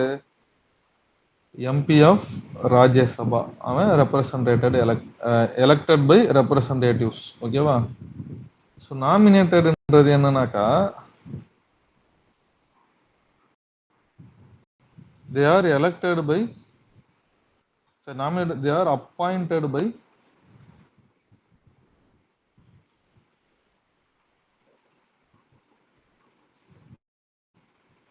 பிரசிடென்ட். ஓகேவா? குடியரசுத் தலைவர் என்ன பண்ணுவாரு? ஒரு குறிப்பிட்ட பேர்களை பார்லிமெண்ட்ல அப்பாயிண்ட் பண்ணுவாரு. எக்ஸாம்பிள் பார்த்தோம்னாக்கா லோக்சபாவில் 2 ஆங்கிலோ இந்தியனை அப்பாயிண்ட் பண்றாரு. ஓகேவா? ராஜ்யசபாவில் 12 பேரை அப்பாயிண்ட் பண்றாரு. நாமினேட் பண்றாரு. புரியுதா? அப்ப மெம்பர்ஸ்ல 2 பேர் இருக்கான். ஒருத்தவன் யாரு? எலெக்டடு, இன்னொருத்தவன் யாரு? நாமினேட்டடு.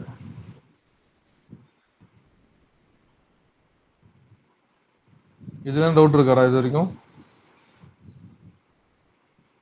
இது வரைக்கும் கிளியர் தான் ப்ரோ. இது கிளியரா? ஓகே. ஒரே நிமிஷம் வருங்க, பெண்ணு மட்டும் எடுத்துக்கிறேன், கேலி ஆயிடுச்சு.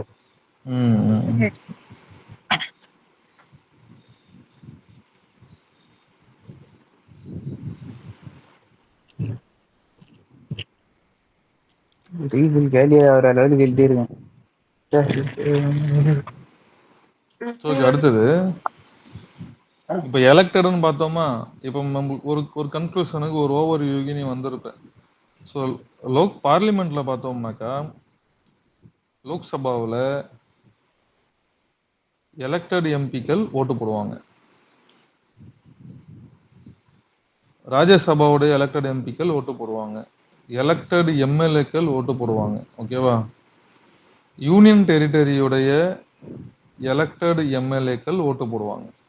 சரியா? அப்ப யார் யாரெல்லாம் ஓட்டு போட மாட்டாங்கன்னா, நாமினேட்டட் மெம்பர்னு யாருமே பிரசிடென்ட்டோட எலெக்ஷன்ல பார்ட்டிசிபேட் பண்ண மாட்டாங்க. ஏன்னா they are nominated appointed by president. அவரு தான் அவங்கள அப்பாயின்மெண்ட்டே பண்றாரு. அவங்க வந்து அப்ப யாருக்கு ஓட்டு போடுவாங்க? வேற வழி இல்லாம, நான் தானே உன்னை அப்பாயின் பண்றேன், நீ எனக்கு தான் ஓட்டு போடணும் அப்படின்னு சொல்லிட்டு ஒரு ஒரு அக்ரிமெண்டோட வரத்துக்கு வாய்ப்பு இருக்குல்ல. அப்போ நாமினேட்டட் மெம்பர்ஸ் பிரசிடென்ட்டோட எலெக்ஷன்ல பார்ட்டிசிபேட்டே பண்ண முடியாது. புரியுதா? அண்ட் எம்எல்சியும் வந்து பிரசிடென்ட்டோட எலெக்ஷன்ல பார்ட்டிசிபேட் பண்ண முடியாது. Both elected and nominated MLC பிரசிடென்ட்டோட எலெக்ஷன்ல பார்ட்டிசிபேட் பண்ண முடியாது. ஓகேவா? இங்க நம்ம ஏன்னு பார்க்கணும்.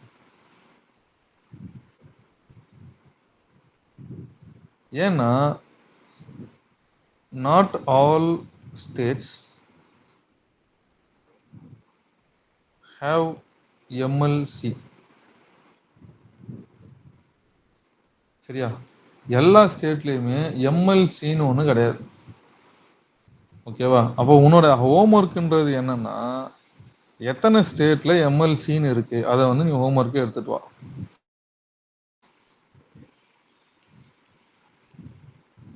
ஓகேவா?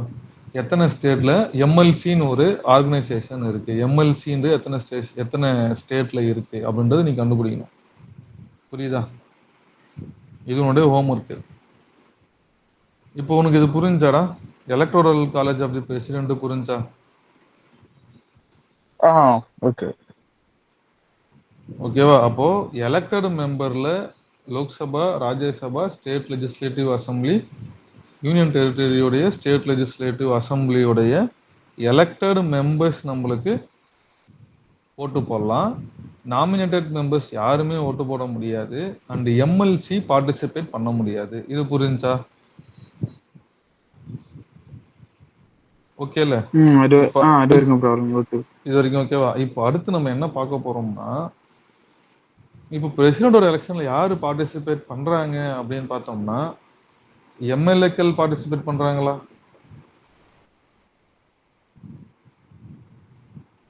எம்எல்ஏக்கள் பார்ட்டிசிபேட் பண்றாங்களா? எம்பிக்கள் பார்ட்டிசிபேட் பண்றாங்களா? அப்போ ஒரு எம்பின்றவர் வேற, ஒரு எம்எல்ஏன்றது வேற. கரெக்டா? அப்போ ரெண்டு பேரோட ஓட்டு வந்து ஈக்குவலா இருக்குமானா கிடையாது. அப்போ எப்படி கால்குலேஷன் பண்ணுவாங்கன்னா, ஒரு எம்பியோடைய ஓட்டுக்கு இவ்வளவு வேல்யூ இருக்கு, ஒரு எம்எல்ஏ உடைய ஓட்டுக்கு இவ்வளவு வேல்யூ இருக்குன்னு நம்ம கண்டுபிடிக்கணும் முதல்ல. அப்பதான் ஒரு பர்சன் டோட்டலா வாங்கின ஓட்டோடைய வேல்யூ என்ன நம்ம தெரிஞ்சுக்க முடியும். புரியுதா? ஃபார் எக்ஸாம்பிள் பார்த்தோம்னா, ஒரு எம்எல்ஏ உடைய ஒரு ஓட்டோடைய வேல்யூன்றது என்னன்னா, அதை நம்ம எப்படி கால்குலேட் பண்ணலாம்னா, ஒரு மாநிலத்துடைய மொத்த மக்கள் தொகை டிவைடட் பை அந்த மாநிலத்தில் இருக்கிற தேர்ந்தெடுக்கப்பட்ட எம்எல்ஏக்களுடைய எண்ணிக்கை. ஓகேவா? இன்டு 1/1000. புரியுதா? அப்போ ஒரு எம்எல்ஏ உடைய வேல்யூ நம்ம எப்படி தெரிஞ்சுப்போம்? அவர் ரஃபா யோசிச்சு பாரு. ஒரு எம்எல்ஏ ஒரு ஓட்டோட வேல்யூ நம்ம எப்படி கால்குலேட் பண்ணுவோம்னா, ஒரு ஸ்டேட்ல எத்தனை பீப்புள் இருக்காங்க, அந்த ஸ்டேட்ல இருந்து எத்தனை எம்எல்ஏக்கள் தேர்ந்தெடுக்கப்பட்டாங்க, அதை நம்ம டிவைட் பண்ணோம்னா ஒரு எம்எல்ஏ உடைய வேல்யூ ஒரு எம்எல்ஏ உடைய ஓட்டோட வேல்யூ நமக்கு கிடைச்சிருமா? கரெக்டா? இங்க இன்டு 1/1000ன்றது என்னன்னா, இங்க மக்கள் தொகைன்றது வந்து பாப்புலேஷன் அதிகமான வேல்யூல போகும். அதை ஈக்குவலைஸ் பண்றதுக்காக தான் 1/1000 நம்ம இந்த இடத்துல போறோம். வேற எதுக்குமே கிடையாது. இதுல என்ன டவுட் இருக்கா? ஒரு எம்எல்ஏ உடைய ஓட்டோட வேல்யூக்கு அதுல இடம் இல்ல ப்ரோ. ஓகே. அடுத்து ஒரு எம்பி உடைய ஒரு ஓட்டோட வேல்யூ, இதை நம்ம எப்படி கால்குலேட் பண்ணுவோம்னா, இந்தியாவில் இருக்கிற மொத்த எம்எல்ஏக்களுடைய ஓட்டோட வேல்யூ, இந்தியாவில் இருக்கிற மொத்த எம்எல்ஏக்களுடைய ஓட்டோட வேல்யூ. முதல்ல நம்ம என்ன பண்ணுவோம்னா, ஒரு ஸ்டேட்ல இருக்கிற ஒரு எம்எல்ஏவோட ஓட்டோட வேல்யூ கால்குலேட் பண்ணிப்பாங்க.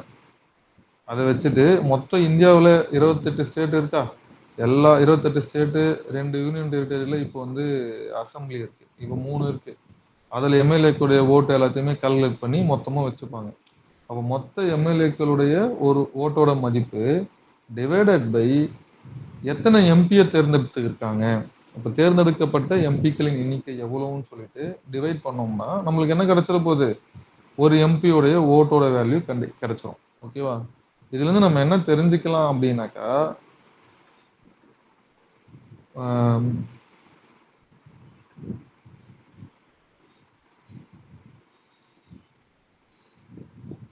மக்கள் தொகையில ஒரு மாநிலத்துடைய மக்கள் தொகையில இருந்து எம்எல்ஏ உடைய ஓட்டோட வேல்யூ நம்ம தெரிஞ்சுக்க முடியுமா? அண்ட் எம்எல்ஏ உடைய ஓட்டோட வேல்யூல இருந்து எம்பி உடைய ஓட்டோட வேல்யூ தெரிஞ்சுக்க முடியும். இதுதான் ஆர்டர். எக்ஸாம்ல இந்த ஃபார்முலாவை அப்படியே கேட்பாங்க.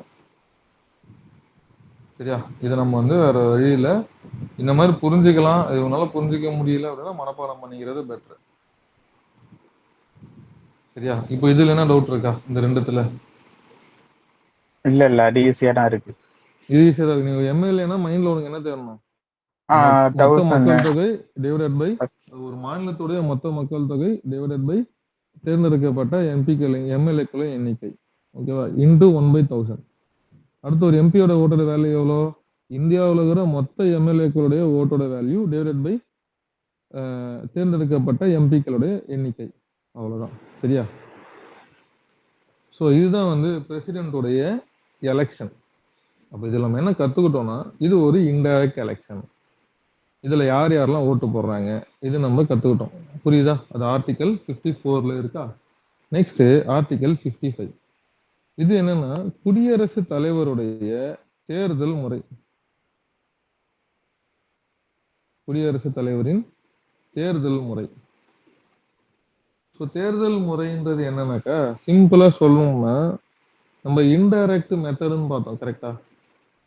மக்கள் ஓட்டு போடல, மக்களுக்கு பதிலாக யார் ஓட்டு போடுறாங்க? மக்களுடைய பிரதிநிதிகள் ஓட்டு போடுறாங்களா? அப்போ அந்த பிரதிநிதிகள் எப்படி ஓட்டு போடுறாங்க, என்ன மெத்தடை ஃபாலோ பண்றாங்க அப்படின்றது தான் இந்த டாபிக்ல நம்ம பார்க்க போறோம். சரியா? இது என்ன சொல்லுவாங்க அப்படின்னாக்கா,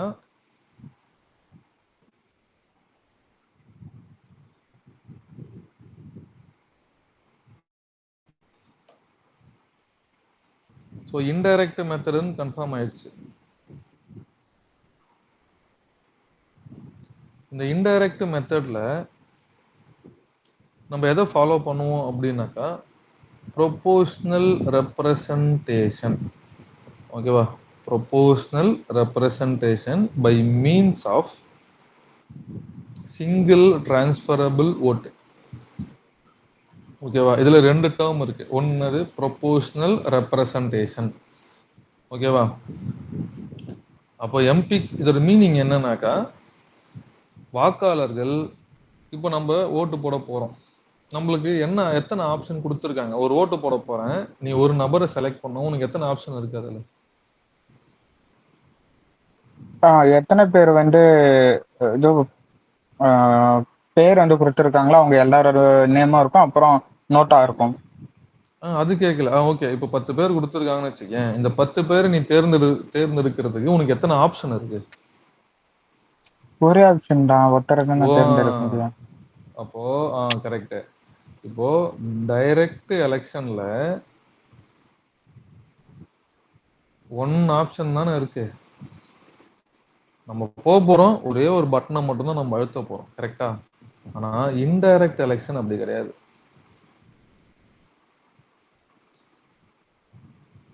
இது ரொம்ப டிஃப்ரெண்டா இருக்கும். இன்டைரக்ட் எலெக்ஷன்ல இப்போ 10 பேர் நிக்கிறாங்கன்னா நம்ம என்ன மெத்தடை ஃபாலோ பண்றோம்னா, ப்ரொபோஷனல் ரெப்ரசன்டேஷன், விகிதாச்சார வாக்களிப்பு முறை. Proportional representation. அதாவது நீ ஒரே ஓட்டை போட மாட்ட. ஓகேவா?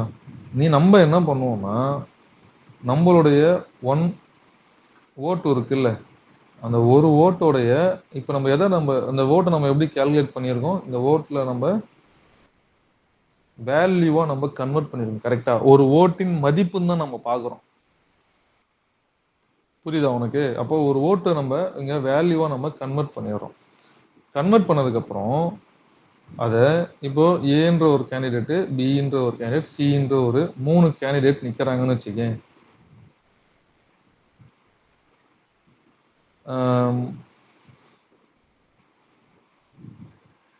ஷேர் பிட்வீன்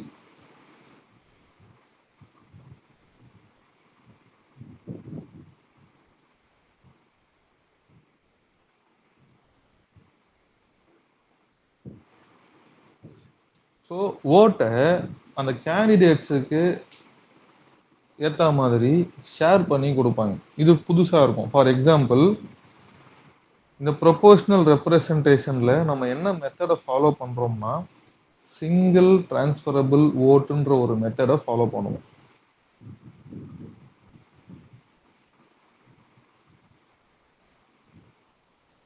அப்போ ப்ரொபோஷனல் ரெப்ரசன்டேஷன் என்னது? வாக்காளர்கள் தங்களுடைய ஓட்டை நான் வந்து ஏன்ற ஒருத்தவருக்கு நான் வந்து ஏன்ற ஒருத்தவருக்கு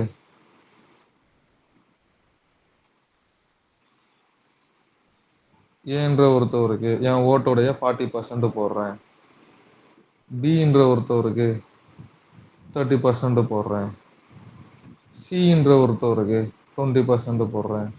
டின்ற ஒருத்தவருக்கு 10% நான் என் ஷேரை கொடுக்குறேன் அப்படின்னு சொல்றாங்க. இது புரியுதா? அப்போ நம்மளுடைய ஓட்டு ஒரு ஓட்டை இங்க போட போறது இல்ல, ஒரே ஓட்டை பல பேருக்கு ஷேர் பண்ணி போட போறாங்க. புரியுதா? அதுக்கு பேரு தான் என்னது? Proportional representation.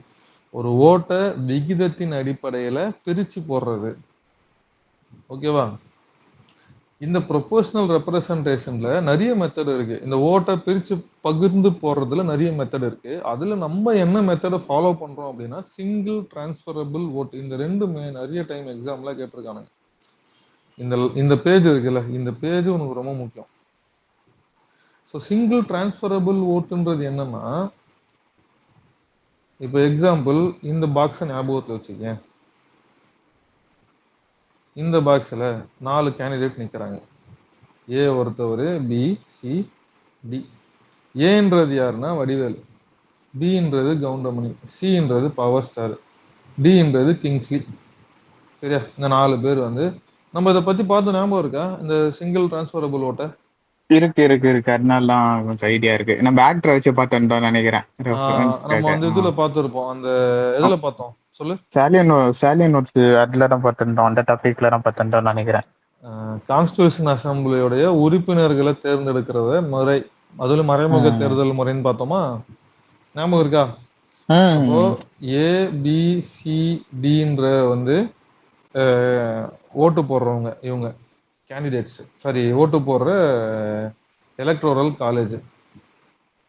ஓகேவா? இப்போ ஏன்ற ஒருத்தர் என்ன பண்றாரு? வடிவேலுக்கு ஃபர்ஸ்ட் ப்ரிஃபரன்ஸ், கவுண்டமணிக்கு செகண்ட், பவர் ஸ்டாருக்கு 3, கிங்ஸ்லிக்கு 4th பிளேஸ் கொடுத்துட்றாரு. பின்ற கேண்டிடேட் என்ன பண்றாரு? வடிவேலுக்கு செகண்ட் பிளேஸும், கவுண்டமணிக்கு ஃபர்ஸ்ட், கிங்ஸ்லிக்கு தேர்டு, பவர் ஸ்டாருக்கு 3. சின்ற ஒருத்தர் என்ன பண்றாரு? கவுண்டமணிக்கு ஃபர்ஸ்ட் ப்ரிஃபரன்ஸ் கொடுக்குறாரு, second power star, third Vadivelu, 4th Kingsley. ட்ரீன்றவர் என்ன பண்றாரு? திருப்பியும் பவர் ஸ்டாருக்கு ஃபர்ஸ்ட் ப்ரிஃபரன்ஸ், செகண்ட் கவுண்டமணி, தேர்டுக்கு வடிவேலு, 4th கிங்ஸ்லி. இப்போ இங்க லீஸ்ட் யார் வாங்கியிருக்காங்க? Power Kingsley. அப்போ அவரு ஃபர்ஸ்ட் எலிமினேட் ஆகுறாரு. ஓகேவா? அதுக்கப்புறம் கிங்ஸ்லி வந்து ஏதோ ஒரு இடத்துல தேர்டு பிளேஸ் வாங்கியிருக்காரு. இந்த தேர்டு பிளேஸ் ஆட்டோமேட்டிக்கா யாருக்கு போகுதுன்னா, தேர்டுக்கு அடுத்து ஃபோர்த்தா இருக்கிற பவர் ஸ்டாருக்கு போயிடுறாரு. பவர் ஸ்டார் எங்க வந்துடுறாரு? தேர்டு பிளேஸுக்கு வந்துடுறாரு. சரியா? இப்போ இதுக்கு பேரு தான் என்னது? ஒற்றை மாற்று வாக்களிப்பு முறை. ஓகேவா? ஸோ ஓட்டை என்ன பண்றாங்க? ரேங்க் பேஸ்ல இவர் வந்தா நல்லா இருக்கும், இவருக்கு அடுத்து இவர் வந்தா நல்லா இருக்கும்னு சொல்றாங்க. ஓகேவா? அதுக்கு அடுத்தது லீஸ்டா இருக்க ஒரு எலிமினேட் ஆயிட்டாருன்னா, அவருக்கு அடுத்து இருக்கிறவரு அந்த இடத்துக்கு போயிடுறாரு. புரியுதா? இதுக்கு பேர் தான் ஒற்றை மாற்று வாக்களிப்பு முறை. ஓகேவா? இது புரிஞ்சுச்சா? இது புரிஞ்சு. ஓகே. அதுக்கு அடுத்தது குடியரசுத் தலைவருடைய தேர்தல் முறை என்பது சீக்ரெட் பேலட்ல நடக்குது. அதாவது ரகசிய வாக்களிப்பு முறையில நடக்குது. ஸோ ரகசிய வாக்களிப்பு முறைன்றது என்ன அப்படின்னா, இப்போ நார்மல் ஒரு சிச்சுவேஷன் எடுத்துக்கோ. இப்போ சிம்பிளா ஒரு சிச்சுவேஷன் சொல்றேன். இப்போ சட்டசபை இருக்கு. ஓகேவா?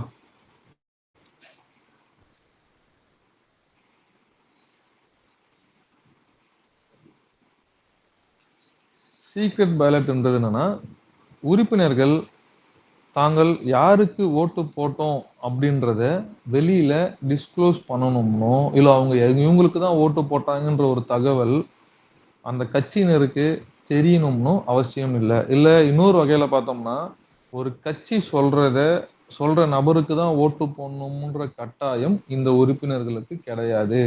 அப்ப கட்சி சொல்ற அந்த டைரக்ஷன மீறினா கூட, அவங்கள் எந்த வகையிலும் பாதிக்க மாட்டாங்க. அவங்க பதவி எந்த வகையிலும் பாதிக்கப்படாது. இதுக்கு பேர் தான் சீக்ரெட் பேலட். இன்னொரு வகையில சொல்லணும்னாக்கா, எக்ஸாம்பிள் பார்த்தோம்னா,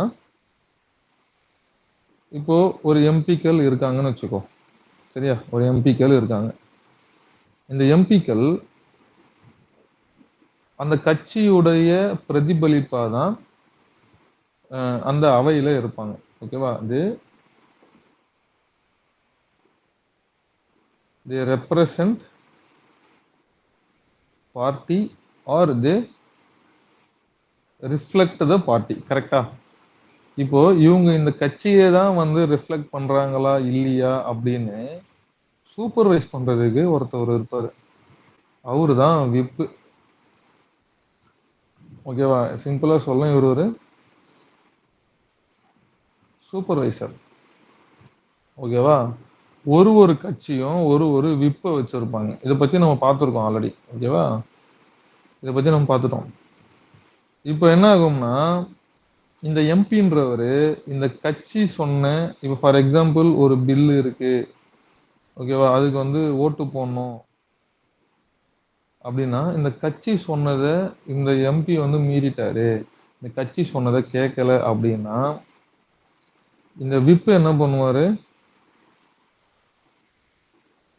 அதாவது இந்த கட்சி சொன்ன டைரக்ஷன மீறினா, if the MP violate or disobey party's direction,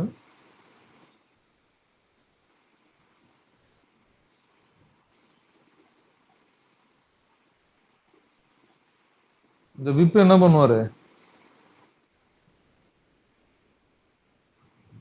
ஸ்பீக்கருக்கு recommend பண்ணுவாரு. அவன பதவிய விட்டு தூக்குங்கன்னு. அதுக்கு அடுத்தது ஸ்பீக்கர் என்ன பண்ணுவாருன்னா, அந்த உறுப்பினர ரிமூவ் பண்ருவாரு. ஆர் இம்பீச்மென்ட் பண்ணுவாங்க.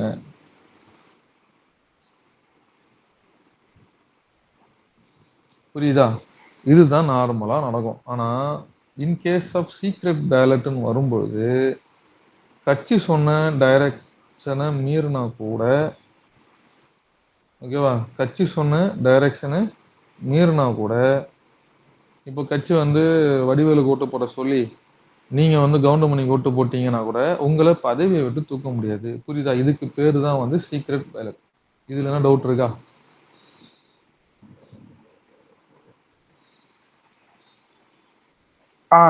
அப்ப விப்ப வந்து எப்படி இது பண்ணுவாங்க? தேர்ந்தெடுப்பாங்க? இல்லைன்னா எப்படி அவங்கள வந்து ஒரு போஸ்டிங்ல உட்கார வைப்பாங்க?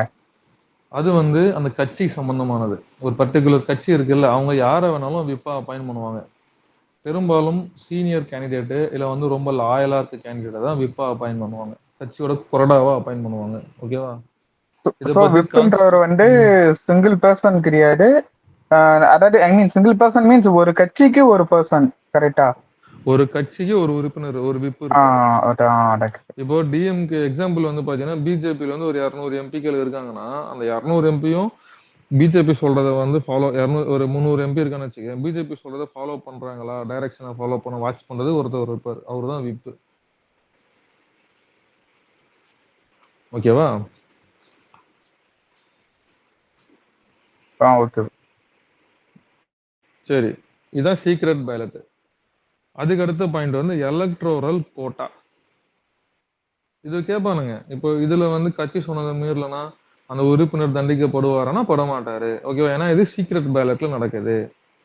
Members are independent to vote on their wish. ஓகேவா? மெம்பர் can vote based on their wish, not a party. புரியுதா? அப்புறம் எலக்ட்ரோரல் கோட்டான்னு ஒரு கான்செப்ட் இருக்கு. எலக்ட்ரோரல் கோட்டான்றது என்னன்னா, இத்தனை ஓட்டு இத்தனை வேல்யூ வாங்கியிருந்தாதான் இந்த உறுப்பினர் எம்எல்ஏ பிரசிடென்ட்டா ஆக முடியும் சொல்றதுதான் எலக்ட்ரோரல் கோட்டா. இவ்வளவு கோட்டா ஓட்டு அவர் வாங்கியிருக்கணும். ஓகேவா? அப்ப அந்த கோட்டான்றது எப்படி கால்குலேட் பண்றாங்க அப்படின்னா, மொத்தம் எவ்வளோ வேலிடான ஓட்டு விழுந்திருக்கு. ஓகேவா? செல்லத்தக்க ஓட்டு மொத்தம் எத்தனை விழுந்திருக்கு. அதுல அதுக்கு அடுத்தது நம்ம எத்தனை உறுப்பினரை தேர்ந்தெடுக்க போறோம். இந்த இடத்துல எத்தனை பிரசிடென்ட்டை தேர்ந்தெடுக்க போறோம். நம்ம எத்தனை பேரை தேர்ந்தெடுக்க போறோம்டா? பிரசிடென்ட் ஒருத்தர் தான். ஒருத்தவரை தான் தேர்ந்தெடுக்க போறோமா? ஓகேவா? அப்போ number of candidate can be elected.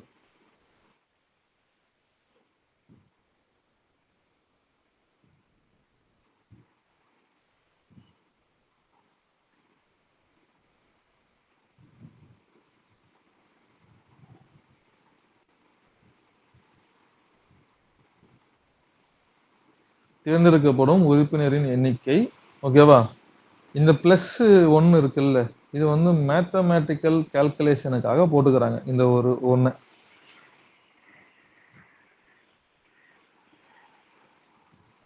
இந்த ஒண்ணுன்றது கிளியர் மெஜாரிட்டிக்காக.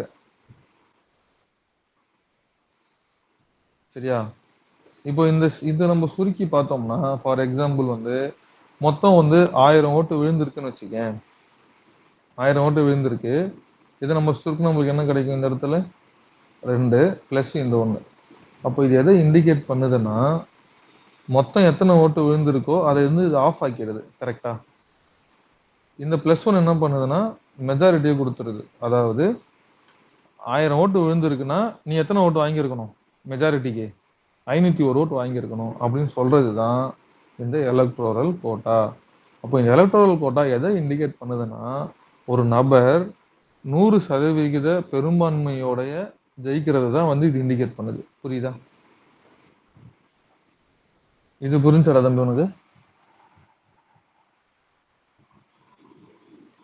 Okay okay. அந்த ஒன் வந்து ஜஸ்ட் அந்த கால்குலேஷனுக்காக வச்சிருக்காங்க. கரெக்டா கால்குலேஷனுக்காக 100%. போறதுதான். ஆமா ஆமா, வேற ஓகே எதுவும் ஓகே கிடையாது.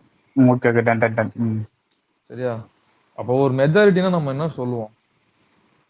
மெஜாரிட்டினால 51% தானே மெஜாரிட்டி. கரெக்டா? 100ல 51% தான் கிளியர் மெஜாரிட்டியா? அந்த 51% சதவீதத்தை வரவிக்கிறதுக்காக தான் இவங்க இதெல்லாம் பண்ணிட்டு இருக்காங்க. புரியுதா? இப்போ இந்த எலெக்ஷன்ல ஏதாவது ஒரு பிரச்சனை வருது. அப்ப அந்த பிரச்சனை யாரு தீர்த்து வைப்பாங்கன்னா உச்ச நீதிமன்றம். புரியுதா? இந்த கொஸ்டின் ரெகுலரா கேட்பானுங்க எக்ஸாம்ல, அடிக்கடி வரும். குடியரசுத் தலைவரின் குடியரசுத் தலைவரின் தேர்தலில் உள்ள பிரச்சனைகள் மற்றும் சந்தேகங்களை தீர்த்து வைப்பதற்கான முழு உரிமை யாருக்கிட்ட இருக்கு? யாருடைய முடிவு இறுதியானது? Supreme court. சரியா? அவனோட முடிவு தான் அதுல இறுதியானது. ஓகேவா? இதுல என்ன உனக்கு டவுட் இருக்கா? இது வரைக்கும் பார்த்ததுல டவுட் இருக்கா? இல்ல இல்ல, நீங்க பார்த்தத கொஞ்சம் கிளியரா தான். ஓகேவா? இது நம்ம வந்து அப்படியே சொல்லலாம்டா. இது மறைமுக தேர்தல் முறை, ஒற்றை மாற்று வாக்களிப்பு முறை, ப்ரொபோர்ஷனல் ரெப்ரசன்டேஷன், அப்புறம் வந்து ரகசிய வாக்கெடுப்பு முறை நடக்குது, எலக்ட்ரல் கோட்டா எதுன்னு சொல்லி இதை வந்து 10 நிமிஷத்துல சொல்லி முடிச்சிடலாம். ஆனா உனக்கு என்ன புரியுமானா புரியாது. கரெக்டா? இப்போ உனக்கு வந்து இது கிளாரிட்டியா இருக்கா? இருக்கு. ஓகே. குடியரசுத் தலைவருடைய குவாலிஃபிகேஷன்ஸ், இது ஆர்டிகல் 58 நம்மளுக்கு வந்து அதை பத்தி பேசுது. குடியரசு குவாலிஃபிகேஷன். நீ குடியரசுத் தலைவரும் என்ன தகுதி உனக்கு இருக்கணும்? முதல்ல நீ இந்திய குடிமகனா இருக்கணும். ஓகேவா? உனக்கு 35 வயசு முடிஞ்சிருக்கணும். 35 இயர்ஸ் முடிஞ்சிருக்கணும். இந்த பாயிண்ட் ரொம்ப முக்கியம். இந்த ரெண்டுமே ஏஜ் முக்கியம், அதுக்கடுத்து இது முக்கியம். Qualified for the Lok Sabha member. நீ லோக்சபாவின் உறுப்பினர் ஆவதற்கான தகுதி இருந்தாலே போதும். ஓகேவா? அதுக்கடுத்து ஆபீஸ் ஆஃப் தி ப்ராஃபிட், அதாவது ஆதாயம் தரும் பதவியில நீ இருக்கக்கூடாது. ஓகேவா? ஆதாயம் தரும் பதவியில நீ இருக்கக்கூடாது.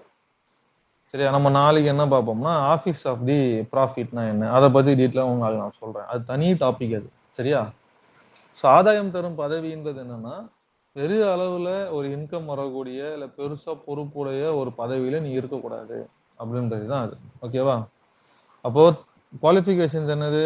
சிட்டிசன்ஸ் ஆஃப் இந்தியா இருக்கணும், 35 வயசு முடிஞ்சிருக்கணும், லோக்சபா உறுப்பினர் ஆவதற்கான தகுதி உனக்கு இருக்கணும், ஆதாயம் தரும் பதவியில உனக்கு இருக்கக்கூடாது.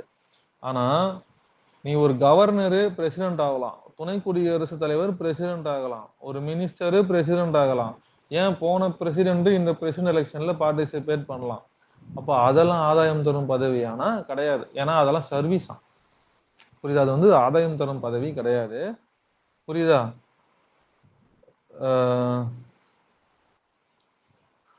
புரியுதா? அப்போ நீங்க என்ன பண்ணலாம், முன்னாள் பிரசிடென்ட் கூட இந்த எலெக்ஷன்ல பார்ட்டிசிபேட் பண்ணலாம். சரியா? இப்போ இதுதான் வந்து எலெக்ஷன்ல பார்ட்டிசிபேட் பண்றதுக்கு. ஓகேவா? நீங்க எலெக்ஷன்ல பார்ட்டிசிபேட் பண்ணணும்னா நீ வந்து இந்த 4 குவாலிஃபிகேஷனை வச்சிருக்கணும். அப்புறம் நாமினேஷன், மனு தாக்கல். இப்போ நீ மனு தாக்கல் பண்ண போற அப்படின்னாக்கா உனக்கு 50 பேர் வந்து வழிமொழிஞ்சு 50 பேர் முன்மொழியணும். வழிமொழிஞ்சு முன்மொழியறதுன்றது வேற ஒன்றும் கிடையாது. இவர் வந்து குடியரசுத் தலைவர் தேர்தலில் போட்டியிடுவதை நான் வழிமொழிகிறேன், அக்செப்ட் பண்ணிக்கிறேன், நான் வந்து முன்மொழிகிறேன்னு சொல்லி 50 பேர் 50 எம்பி வழிமொழிஞ்சு 50 எம்பி முன்மொழியணும். ஆக மொத்தம் எத்தனை எம்பி வந்துடுறாங்க? 100 எம்பி இதுக்குள்ள வந்துருது. அப்ப சாதாரண ஒரு மனுஷன் குடியரசுத் தலைவரா நிக்க முடியுமா? முடியாது. கரெக்டா? ஏன்னா அவனுக்கு என்ன இருக்கணும்? பொலிட்டிக்கல் வாய்ஸ் இருக்கணும், ஆர் அவனுக்கு வந்துட்டு பொலிட்டிக்கல் வாய்ஸ் அவனுக்கு நிறைய இருக்கணும். இது நம்ம வந்து லீகலா பார்த்தோம்னா, மறைமுகமா பார்த்தோம்னா அவ்வளோ எம்பி சாதாரணமா சைன் பண்ணுவாங்களா? 100 எம்பி சைன் பண்ணும். ஒரு எம்பி எப்படி சாதாரணமா சைன் பண்ணுவாரு? அப்போ ஒரு எம்பி என்ன பண்ணுவாரு? அமௌண்ட்டை கொடுன்னு கேட்பாரா, கேட்க மாட்டாரா? கோடிக்கணக்கில் வாங்குவாங்கல்ல. அப்போ நீ என்ன பண்ணணும்? பொலிட்டிக்கலா ஸ்ட்ராங்கா இருக்கணும், இல்லை ஃபினான்சியலா நீ ஸ்ட்ராங்கா இருக்கணும். புரியுதா? அது மட்டும் இல்லாம ஆர்பிஐல 15,000 ரூபாய் டெபாசிட் பண்ணும். ஓகேவா? 15,000 ரூபாய் ஆர்பிஐல நம்ம டெபாசிட் பண்ணுவோம். ஸோ இந்த டெபாசிட்ன்றது வந்து பார்த்தோம்னா நம்ம 6ல் 1 பங்கு ஓட்டு வாங்கியிருந்தோம் அப்படின்னா இந்த டெபாசிட் பணத்தை நம்மளுக்கு திருப்பி கொடுத்துருவாங்க. நம்ம நியூஸ்லாம் கேள்விப்பட்டிருப்போம்ல, இந்த உறுப்பினர் டெபாசிட்டை இழந்தார் அப்படின்னு சொல்லுவாங்கல்ல. அப்போ வாட் இஸ் டெபாசிட்னா, ஒரு எலெக்ஷன் பண்ணும் போதும் நம்ம வந்து ஒரு என்ன சொல்லுவாங்க அதுக்கு பேரு, இந்த தொகை, நம்பிக்கை தொகையா நம்ம வந்து என்ன பண்ணுவோம், எலெக்ஷன்ல வந்து ஆர்பிஐல நம்ம வந்து ஒரு அமௌண்ட்டை கட்டுவோம். பிரசிடென்ட் எலெக்ஷனுக்கு அது 15,000 ரூபாய். இந்த 15,000 உனக்கு எப்போ திருப்பி கிடைக்கும்னா, 6ல் 1 பங்கு ஓட்டு வாங்கியிருந்தனா உனக்கு இந்த பணம் திருப்பி கொடுத்துருவாங்க. ஏன் இதெல்லாம் வச்சிருக்காங்க அப்படின்னா, இப்போ 15,000ன்றது இப்போ பெரிய விஷயம் இல்லை. 1997 அப்பெல்லாம் பார்த்தோன்னா அது பெரிய விஷயம். கரெக்டா? 15,000 பெரிய அமௌண்ட். ஸோ 1997க்கு முன்னாடி 10 பேர் வழிமொழிஞ்சு 10 பேர் முன்மொழிஞ்சா போதும், ஆர்பிஐல 2,500 ரூபாய் கட்டினாலே போதும். இப்போ இந்த சுச்சுவேஷன் இருக்கும்போது என்ன பண்ணுவாங்க, வரவங்க போறவங்க எல்லாருமே வந்து எலெக்ஷன்ல பார்ட்டிசிபேட் பண்ண முடியாது. ஓகேவா? ஒண்ணு காசு இருக்கணும், அப்படி இல்லைன்னா நம்மளுக்கு 100 எம்பிக்களுடைய இது 100 எம்பி நம்மளுக்கு வந்து வழிமொழிஞ்சு முன்மொழிஞ்சிருக்கான்னு என்ன அர்த்தம்? அவன் ஆதரவு நம்மளுக்கு இருக்குன்னு தானே அர்த்தம், குறைஞ்சது. புரியுதா? அப்ப அந்த ப்ராசஸ்க்கு பேரு தான் நாமினேஷன் ப்ராசஸ். இதுல என்ன டவுட் இருக்கா?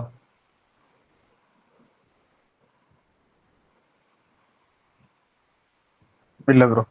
இல்லையா? ஓகே. டெபாசிட் பண்ணலாம் ஞாபகம் இருக்குல்ல, 1/6 ஓட்டு வாங்கிட்டா உனக்கு திருப்பி கொடுத்துருவாங்க. அப்புறம் பதவி காலம், சாரி பதவி பிரமாணம், ஓட்ஸ் அண்ட் அஃபர்மேஷன், அது ஆர்டிகல் 60 நம்மளுக்கு பேசுது.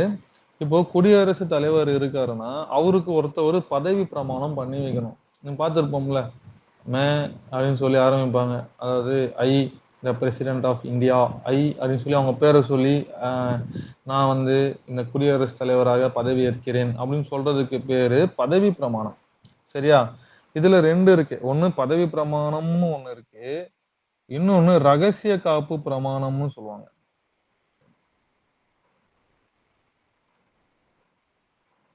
அதாவது இதுல என்ன சொல்லுவாங்கன்னாக்கா, இப்ப பிரசிடெண்டா இருக்கக்கூடிய நான் என்னுடைய கவனத்துக்கு வரும் அரசாங்கத்துக்கு ரகசியமா இருக்கிற விஷயங்களை, அரசாங்கம் சம்பந்தமாக இருக்க விஷயங்களை நான் வந்து பாதுகாப்பேன்.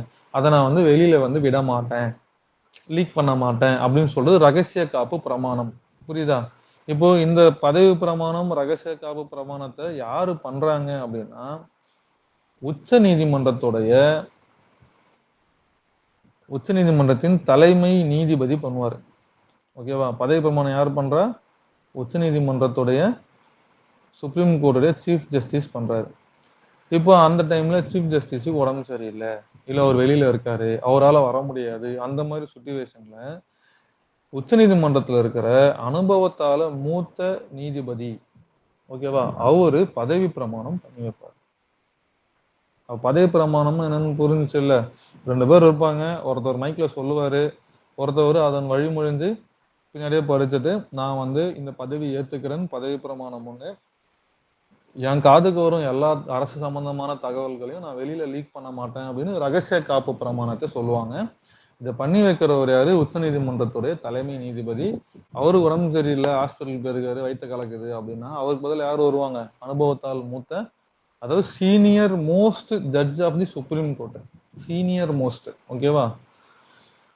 இப்போ ஒருத்தர் பிரசிடென்ட் ஆயிட்டாருன்னா அவருடைய சம்பளம் வந்து மாசத்துக்கு 5 லட்சம் ரூபாய். யோசிச்சு பாரு, மாசத்துக்கு 5 லட்சம் ரூபாய். 2018 பட்ஜெட்ல இதை கொண்டு வந்தாங்க. ஆனா 2021 இருந்து தான் அந்த சேலரியை கொடுக்குறாங்க. இது வரைக்கும் என்ன டவுட் இருக்காரா தம்பி உனக்கு? இல்ல, டவுட் இல்ல. அப்போ ஓகே, இதோட போதும். இதுக்கு மேல போனா உனக்கு வந்து ஒரு மாதிரி கயாமையான்னு ஆயிடும். சரியா? புரிஞ்சா சரி.